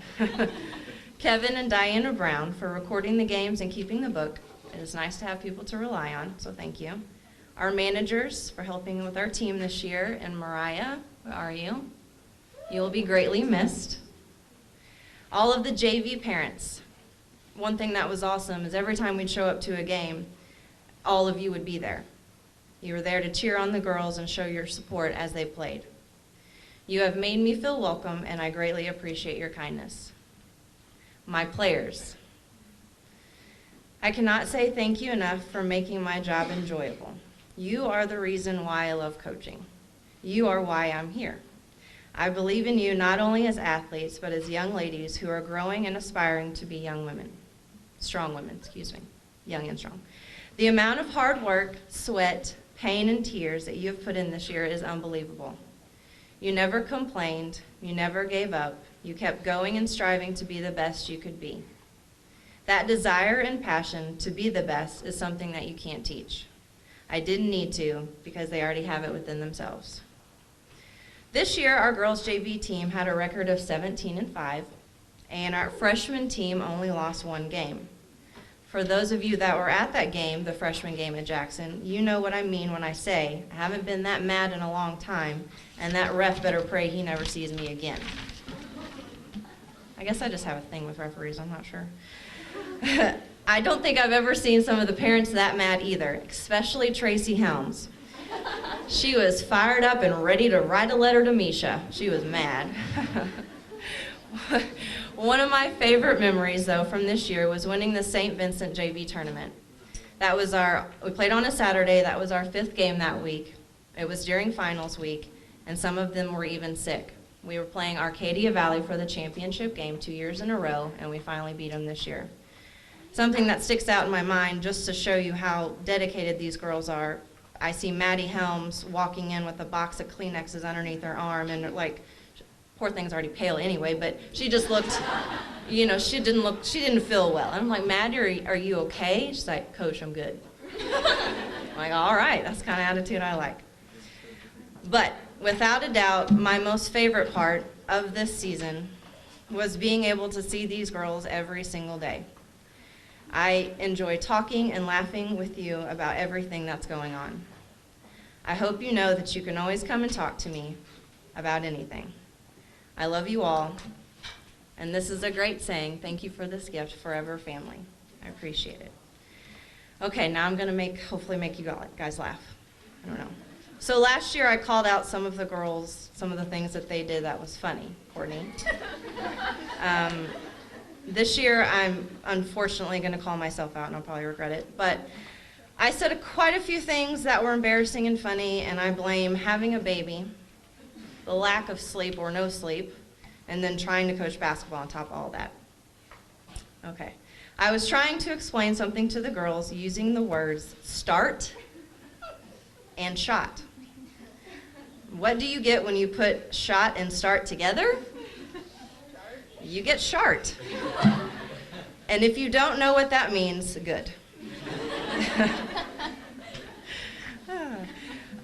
Telling the girls in practice how I used to handle being mad after a game. I won't go into the details, but it involves plastic hangers. They all looked at me like I was crazy, and they're probably right. Me and Bader spent a lot of time together on the bench this year since she was hurt. I'm pretty sure I embarrassed you on a daily basis. What's that, Bader? Club on a Tuesday. Is that not how it goes? Club going up on a Tuesday. I always got that wrong. Okay. Reagan, like, seriously? You're like graduating? OMG, I'm super sad. Those are all inside jokes, so I think they're funny, and they probably do too. But if everybody else doesn't get it, I guess that's okay too. I'm sure there's a lot more, but I'm just going to leave it at that. Girls, we had a great year, and I'm looking forward to kicking some tail next year. Thank you very much. I love you all.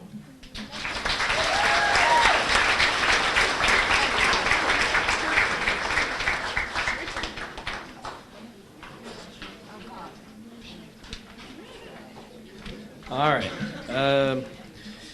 First, to go over our thanks for those who have helped contribute this year. I wanted to thank our sponsors over the summer, which was Wholesome, Mississippi Lime, and the WASP for donating money for our girls to go play in Wisconsin.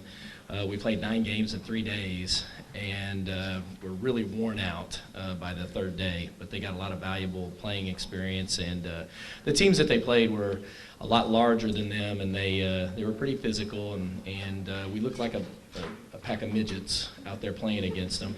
But and in no air conditioning either, so it was a good experience for them though, and they played really hard and ended up with a lot of blisters and bleeding feet when it was over. I want to thank the parents who supported our girls, went above and beyond with senior night, fundraisers, volunteer time, support for their daughters. Special thanks to Kevin Brown, who did our scorebook, and his wife, who filmed our games. We can put it on Huddle.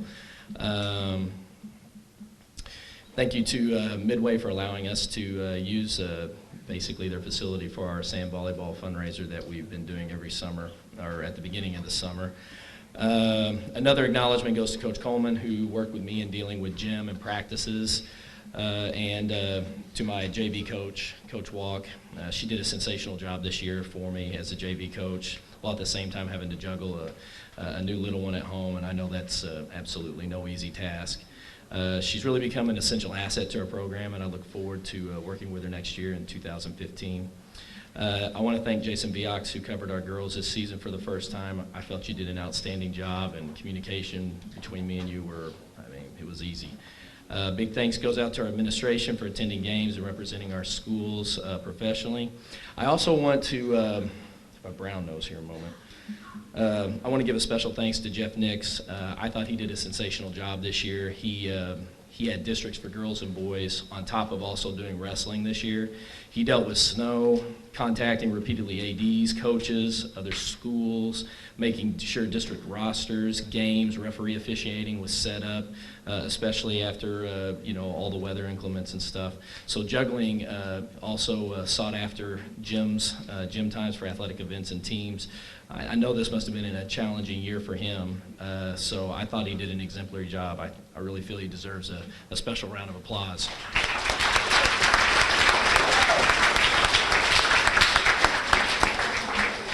All right, now that the brown nosing's over. We ended the regular season at 500, going 13-13. The teams in our conference and district were really good this year. It was exciting to watch the players out on the court. With many of the teams having key senior players graduating this year, along with us, I foresee another tough but unsure year coming up. But I'm pretty optimistic about our team competing along with them. I look to extend our season's record next year, and the team this year was no exception to hard work and competitive play. They were fun to watch. You never knew who would end up being a key role player that would help us win. Let me start by introducing some of the key support groups that I have. They rarely get much credit, but my statisticians, please. When I announce you, come on up. Hannah Kreitler, Haley Winston, Josie Toombs, and Serena Kreitler. Come on up.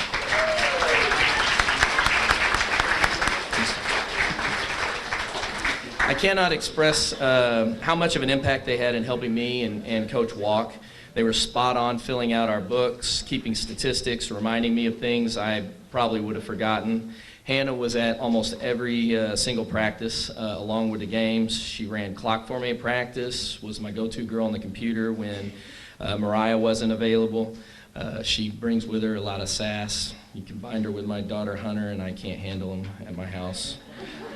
Haley and Josie were new this year and worked on paper and hard copy stats for us.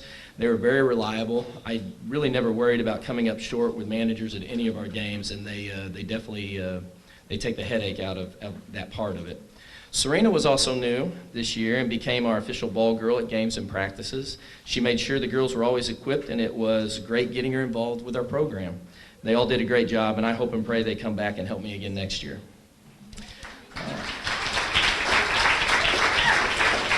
Kylie Kennard, Emma Meyer, Addie Stiegel, and Darren Brown, come on up. These are my 10th grade players this year who made a transition to varsity. Although they got limited time on the court most of the year, their presence and effort was by no means overlooked by myself or by Coach Walk. All four had solid seasons at the JV level and challenged our upperclassmen all the time on the court, constantly in practices and scrimmages. They'll have a chance next year to make a big splash in games, and hopefully we'll have a solid summer coming up, developing their skills and preparing for the upcoming year. Michaela Bader and Courtney Dunsey. Courtney was a transition player this year for us, coming off the bench and eventually getting some starts. Her height and aggressive nature makes her a future threat to other teams. She'll need to work on many different aspects of her game, however, if she was willing to put up the work and get herself better prepared. I think she could become a highlight reel for other teams to watch and prepare for. Michaela had a tough basketball year. She underwent a little surgery with her toe, and it sidelined her for the entire season. It was something she was complaining about at the summer, and I kind of thought maybe she was just being Michaela, but that's not how it was at all. She took part in everything that we did. As a team, she made it to every practice, every game, even though she didn't play in one or practice at all. She showed not only her commitment to our basketball group, but the character we strive for as individuals who know what it means to be committed to a common goal. I look forward to trying to get back into shape and continue to be involved in all prospects of our program going into next season. Natalie Engel and Madison Reynolds, come on up. Natalie was a wonderful addition to the team this year. She was very aggressive on both sides of the ball. She worked hard in practice, made difficult shots at times where games were on the line. If we could turn down the offensive turnovers just a tad and improve her three-throw percentage, she's another one who could scare other teams during the game. I feel that she's a much underrated player. Maddie Reynolds, she had a breakout season this year. Maddie's very passionate about the game, has an incredible work ethic on and off the court. She strives to better herself as a player and a team member. She set a few school records this year as a sophomore on varsity. She moved into the single-season total point category as 8th all-time with 360 points this year. If we could shore up her layups and shots inside the paint, she could probably add another 100 points to it. Right now, she's on pace to surpass 1,000 points in her high school career at the end of the season. Don't let that go to your head. She moved to 6th all-time single-season assists with 92. She's now 6th all-time in single-season steals with 84. She is 6th in single-season free throw scoring, 64% on 160 attempts. She's 10th all-time for three-pointers made in a season with 31, and 8th all-time in three-point percentage during the season at 28% on 114 attempts. She was voted all-district and second-team all-conference as well. A very good season, one in which you've now painted a bullseye on you for other teams for the next 2 years. So good luck on that. All right, to honor our season, our seniors, I should say, Kayla Kreitler, please come up. Kayla ended her high school career hitting 49 of 104 shots from the free throw line for 47%. She had 109 career rebounds and 109 career points, 43 assists, 8 blocks, 45 steals, along with 4 well-earned charges. Kayla plans on attending Missouri State to become a radiation therapist. I had to look up what this was, which primarily works with patients being treated for cancer. Her career is exciting and can be somewhat stressful. If anyone can handle stress or excitement, it's her, though, and I'm sure that Kayla will do well in her future profession. Kayla Kreitler. Katie Palmer, come on up. Katie hit 86 of 160 free throws for 54% shooting percentage. She had 265 career rebounds. She moves into 10th all-time in school history with 424 career points, 51 assists. She also moves into 7th all-time in single-season blocks with 18 and finishes out her career at 21 blocks and 91 steals. Katie plans on attending Jeffco in the fall, and although she hasn't completely decided on a specific career, she does know that her path lies along with helping children. I've seen her in action, and she is absolutely fantastic with kids. She's patient, motherly, and brings a bright, warm, caring personality with her. The only time that I have really ever truly seen Katie mad was just this year at a game. I can't remember the game that we were playing where she got smoked in the head. And like her ponytail came out and was flying everywhere, and her face was turning red, and it wasn't like embarrassment or anything. It was the only time I saw her get mad. So she doesn't get mad much. I'm quite sure she'll find success in any career she chooses to pursue in that child area. Katie Palmer. Reagan Zerwig, come on up. Reagan was 64 of 101 from the free throw line, hitting 63% of her shots. She had 264 career rebounds, 286 career points, 49 assists, 75 steals, and is 2nd all-time in charges with 8, and moves up to 8th all-time in single-season rebounding with 178. Reagan unfortunately got hurt and tore her knee last year, missing her entire junior year. She had to overcome a lot of obstacles along the way, and although it was her senior year, she was playing catch-up after being idle for such a long time. She was an asset to the team, worked hard, and was aggressive. She gave me the best on the court. Reagan plans to attend junior college, and as of right now, she is undecided into a specific profession, as most of us are. So she'll get her basics out of the way, and I'm sure she will hit, in the next 2 years, she'll find what it is she's wanting to be and gravitate towards that. Reagan Zerwig. Maggie Flutie. Magpie was 63 of 105 from the free throw line, shooting 60% overall. She had 205 career rebounds, 255 career points. She's 8th all-time in career assists with 119. She is 5th all-time in career steals with 138. She is 8th all-time with 76 single-season steals and 8th all-time in single-season assists with 61. Maggie's a very tenacious player who never complains, always hustles, smiles a ton, will knock you on your butt because she plays hard, and she's an athlete. She has an athlete's core attitude. Team first, individual second. Each year she has gotten progressively better, and although she is not the most outstanding shooter for me, she was a solid all-around player. I asked her to defensively play against players who I normally would have had bigger players go against due to mismatched size, but she impressed me with poise and fight needing a player who sometimes goes up against greater odds and manages to hold her own. I'm very proud of what she accomplished in her time with us. Maggie plans to attend at the Career and Tech School in Cape and is entering into the nursing field. If she continues to trend like she has in high school with commitment to the program she engages in, the nursing program is just another stepping stone to a bright future and maybe a cute doctor. Maggie Fleet. Mariah Ritter. You didn't think I forgot about you, did you, Mo? I don't know what I would have done without her since I took over as head coach. Mo's been with me now for 3 years, and I'm truly sad to see her leave. She's an exceptional young lady who I have come to count on without thinking twice about any of the things that I do in basketball with my book, computer, stats, bag, equipment. It doesn't matter. She just took care of me. She learns fast and was extremely reliable. Mariah never gets enough credit in my book when talking about her talents and commitment and loyalty she brings to any endeavor she decides to engage in. After this year, she plans to attend Missouri State West Plains to venture into being a nurse practitioner, which is an advanced practicing registered nurse who provides care to patients throughout the lifespan from premature newborns to the elderly. You may be taking care of me soon enough. I wish you well. Mariah Ritter. And now for our awards. I created a new award this year. I always feel like sometimes our freshmen never get enough credit, so I created what's called Rookie of the Year Award. And this year, Coach Walk and I talked about it, and we think that the Rookie of the Year needs to go to Avery Reed.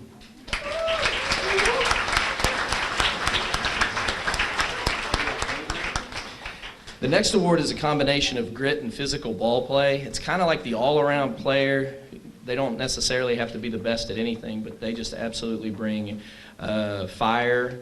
They bring with them zest, and they don't back down from anybody either. So there was no doubt in my mind this year who I wanted to give this to, because she was physical in every game she played. She was physical in every practice. She would smile. She would hand the ball to the referee. I mean, she was all around. She was an all-around player. That goes to Addie Stiegel.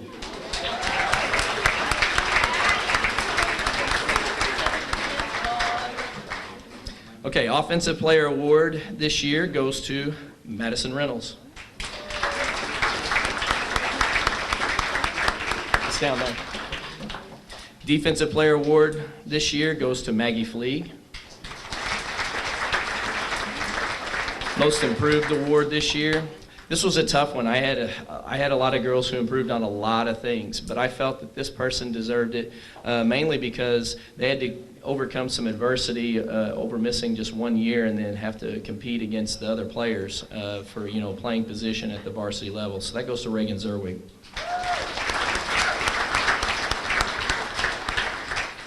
And the MVP award goes to Reagan Zerwig,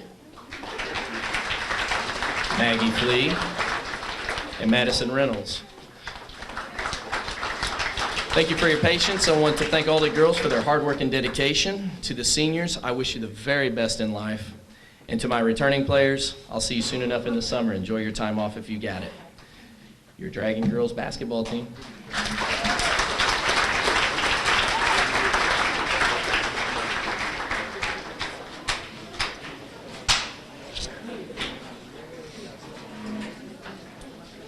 Thank you, Coach Banks and young ladies. As far as wrestling and boys and girls basketball is concerned, I enjoyed going to all of your games and tournaments, not all of them, but the ones that, of course, that I was able to make. I was always, it's hard for me because I think the the administrator on duty it's a no-no. It's almost a little it's a no-no for you to kind of get into the game and show excitement when good things happen for your team and stuff like that. And I just don't live that way. And a lot of times you'll see me scream and holler and cheer at big points of games, and I just don't care. So if other athletic directors or administrators think less of me, they're just going to have to get over it. But I enjoy watching you guys play. I enjoy watching you guys have success, and that's probably the best part of my job, is being able to go to the sporting events and cheer you guys on and see you guys succeed. I wanted to thank one more group before I pass it on to Coach LaRose with cheerleading. I wanted to thank our custodians. These are the guys who get things ready before games. They help me get things ready with trash cans and making sure bathrooms are stocked and all that stuff. But also, they're the ones that have to come in after the game and sweep up all that popcorn and throw away all those bottles and do all that work late at night that nobody else wants to do. We've got a tremendous group of custodians. Brian Kreider is the head custodian in the evening, and he and his crew do a fantastic job. They communicate very well with me and the other administrators, and they work very hard, and they do it all behind the scenes. So I thank those guys very much. I'll turn it over now.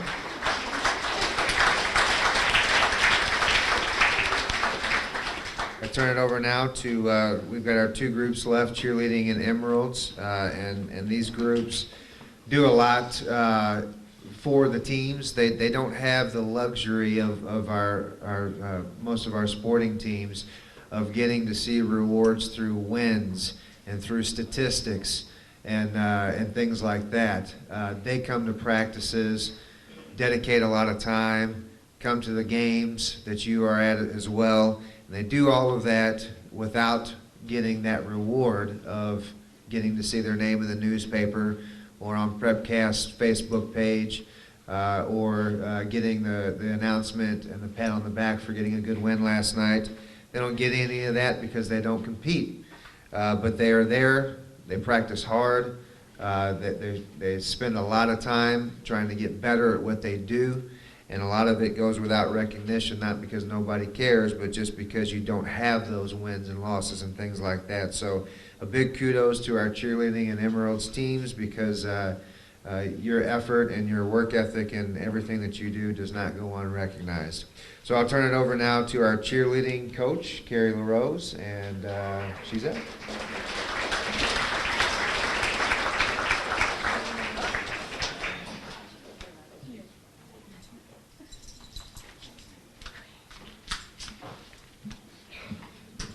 Okay, I know everyone wants a short speech, so that's what I'm gonna do. Is it on? Okay.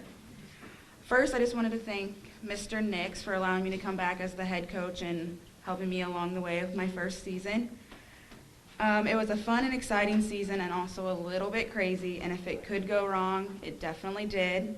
Like when one of our captains got her front tooth knocked out 2 days before the pep assembly, but she had surgery and she toughed it out and she came back. We had a squad of 15 girls, so I'm going to go ahead and call them up here, starting with our freshmen. We had Bree Gegg.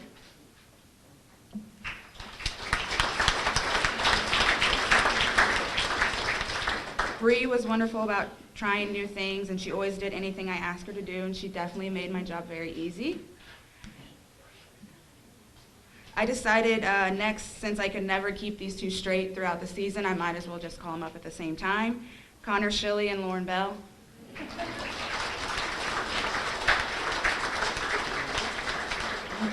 These two were great friends, and it definitely showed when they had to stunt together. They could hit almost anything. And now for our sophomores, we have Erin Hayward.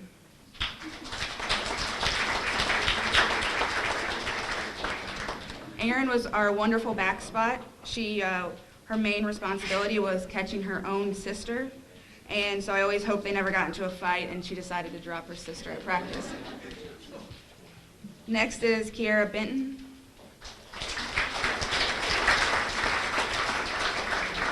Kiara was always one of those girls who was willing to jump in and help out anytime I needed her to do anything. Next is Ashley Kreider.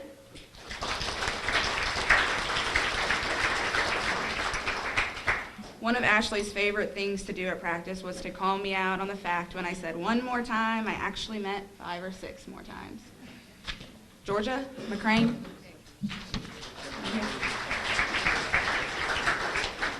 Danny Hefner.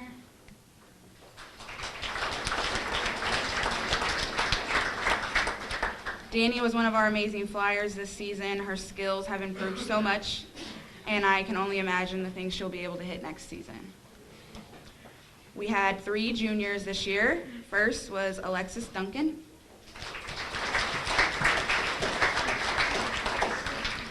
Alexis was one of those girls that always came to practice or games in a great mood no matter what was going on our crazy squad.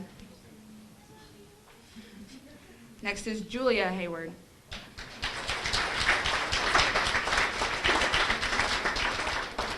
Julia was also one of our amazing flyers this season. Her skills have also really improved, and I'm positive she'll have an amazing senior year next year.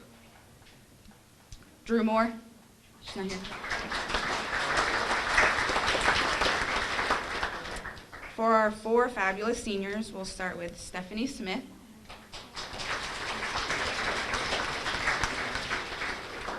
This was Stephanie's first year as a cheerleader at St. John, and there was definitely times that was really hard for her, but she never gave up.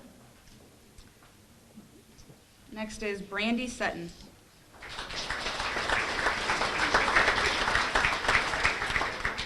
Brandy is a great cheerleader, and she was one of those girls that always did whatever I asked.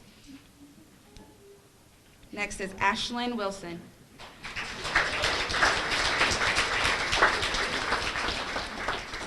Ashlyn was one of our captains this year. She was always wanting to come up with new routines and stunts for the girls to try. She was like a second coach to me. If I didn't know how to do something, Ashlyn definitely did. She was one of those girls that wanted to push the squad a lot harder than I did most of the time. Last is Jessie Santempo.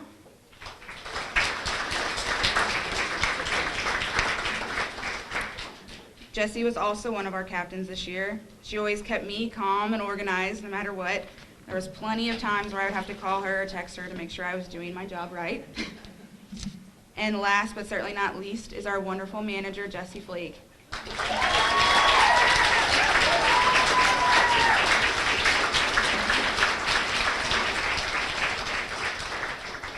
Anyone who knows Jessie knows that she's always in a great mood. She came to practice every day with a smile on her face, and anything I ever said to the girls, Jessie always agreed and backed me up. We definitely loved having her around.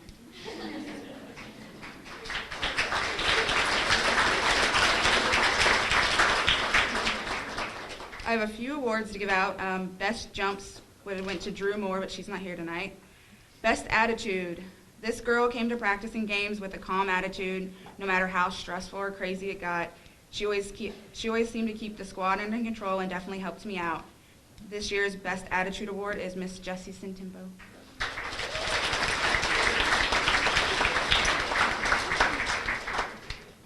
Best Motions Award. This girl had amazing motions, and she definitely knows anything and everything about cheerleading. And this year's Best Emotions would be Ashlyn Wilson. And Ashlyn's going on to cheer at Lindenwood next year.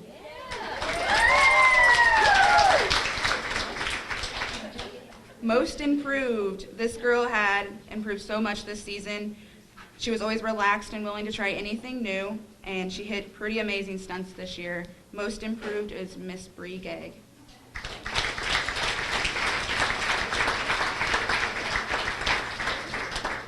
And our last award is our Miss Cheerleader Award.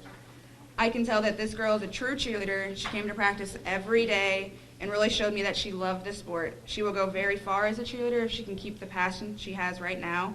Miss Cheerleader is Miss Ashley Kreider.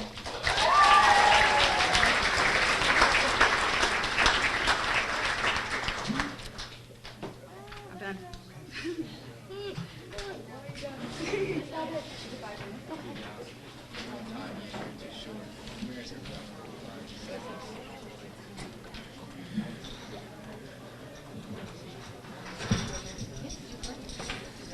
Okay, my last thank you is to the administration at St. Gen. I feel like I have a tremendous amount of help from those guys.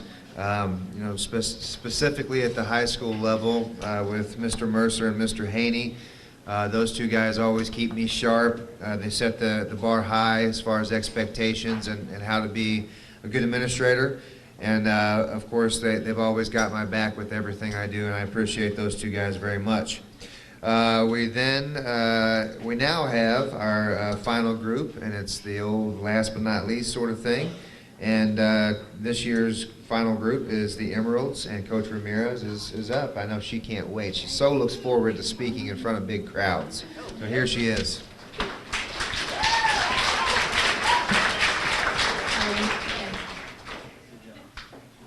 I got it on my phone. Hold on. And now, the moment you've all been waiting for. Okay. I'll try not to take 35 minutes like some people, but I'm Brittany, and I've been coaching the Emeralds for 2 years now. And if anybody was listening to Mr. Nix, we really don't have stats to go by or anything like that. So I was talking to him about starting a competitive team.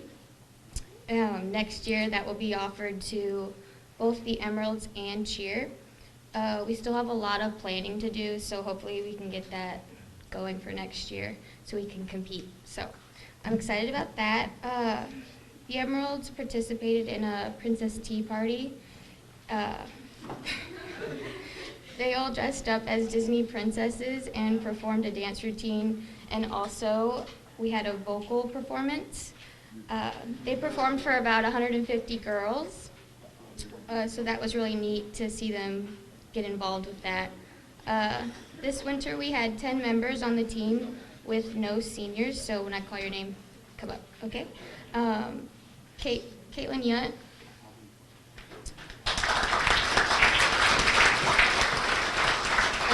Deandra Bolin. Morgan Squires. Emily Nicholson. Michaela Hamer. Michaela Brillos. Chandra Locke, Madison Jury, Erica Matthews, and Summer Mooney. Okay, I wasn't planning on talking about each girl, but since I had so much time, to keep this short, I'll only say one word describing the girls. I'll start with Caitlin. I would choose a word, and that would be leader. Deandra Bolin. Short. No, I'm kidding. Determined. Morgan Squires, she's positive. Emily Nicholson, she's very, very organized. Michaela Hamer, she is definitely a performer. Yesterday we had tryouts, and oh my gosh, she squashed that. She was awesome. Yes. Michaela Brillos, heart. She has a lot of heart, so yes. Chandra Locke. She's very interesting.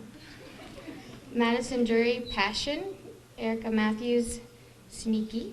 And Summer Mooney, attitude. We had 2 captains this season, Caitlin Yunt and Deandra Bolin.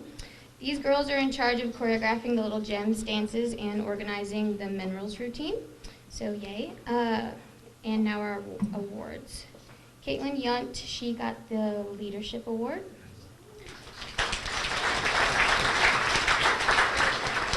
Deandra Bolin got most dedicated. Erica Matthews got most improved. I think this is the second time for Michaela Hamer, but she earned the Emerald Award. And Emily Nicholson got most helpful. My most memorable time would have to be when Chandra came to practice and she just threw on her unitard, and it was covering her whole body. It was like a the galaxy one. It had like stars all over her. It was just, I was like, bless you, child, bless you. She thought it was the coolest thing, but yeah, so Yes. In closing, I'd like to thank Mr. Nix, the parents, and faculty for all their support. Thank you.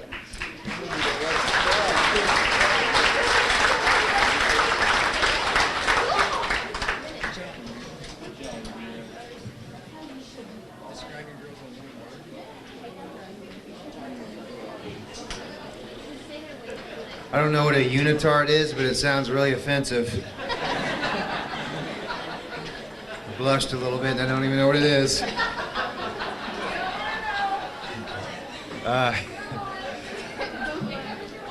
Oh, okay, so it's not that bad. So I could wear one? No? Okay. No. I lied, I do have one final thank you. I want to thank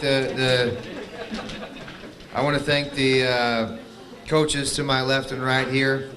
I often spend a large part of the season, of course, I'm communicating with my coaches on a daily basis, and most of the time, I'm either asking for something from them or telling them something that they should be doing differently, not with playing time or any of that kind of stuff, because I don't play those games. But what I don't do is I don't thank them enough and compliment them enough for the job that they do, because the better that my coaches are, the better my job is. And I had a tremendous winter. I enjoyed it very thoroughly. These guys work tirelessly, and it's just it's a fun ride. It's been a fun ride with these guys. And you know, I won't tell you what they make as far as their stipend, but I can guarantee you, hourly, it's less than minimum wage. And it's not because we pay so low. That's just what it's like at every school around the area to be a coach. They put in a lot of time, and when you're a coach, when it comes to wins and losses and starters, who starts and who plays, you make some people happy and you make some people mad, and that's always going to be there. It's never going to change.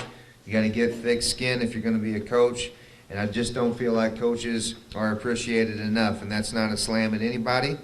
I think, including myself, we just sometimes forget to show them how much we appreciate what they do. So thank you, coaches. You guys are a tremendous group, and I appreciate everything that you do. Finally, before anybody leaves, I've got 3 very quick things. If you were an award winner tonight, if you won a medal or a plaque tonight, I need you to stick around and meet Jason Viox from the Herald out in the Commons. He's going to take pictures of each group for the newspaper, okay? Also, I've got 50-50 winner and banner winners, so hang on real quick.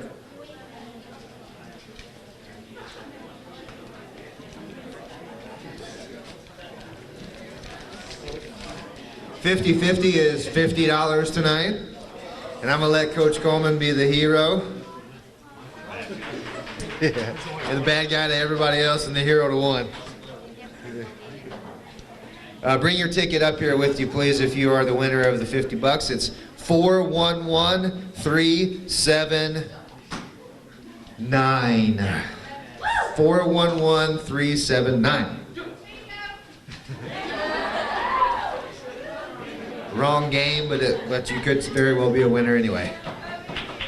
Okay, banners. If you win the banner, you can just grab it on your way out. If you don't win, don't take it. Cheer.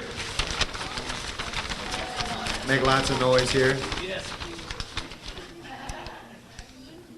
Jessica Fleeg.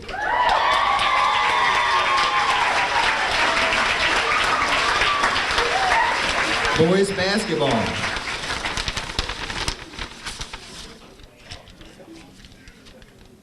Billings.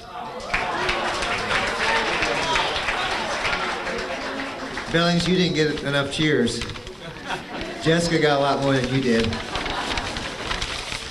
Girls basketball. Reagan Zerwig.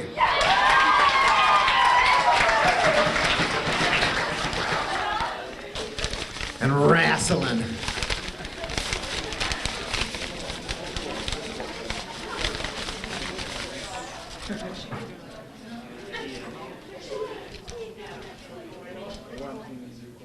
Jeff Geisner.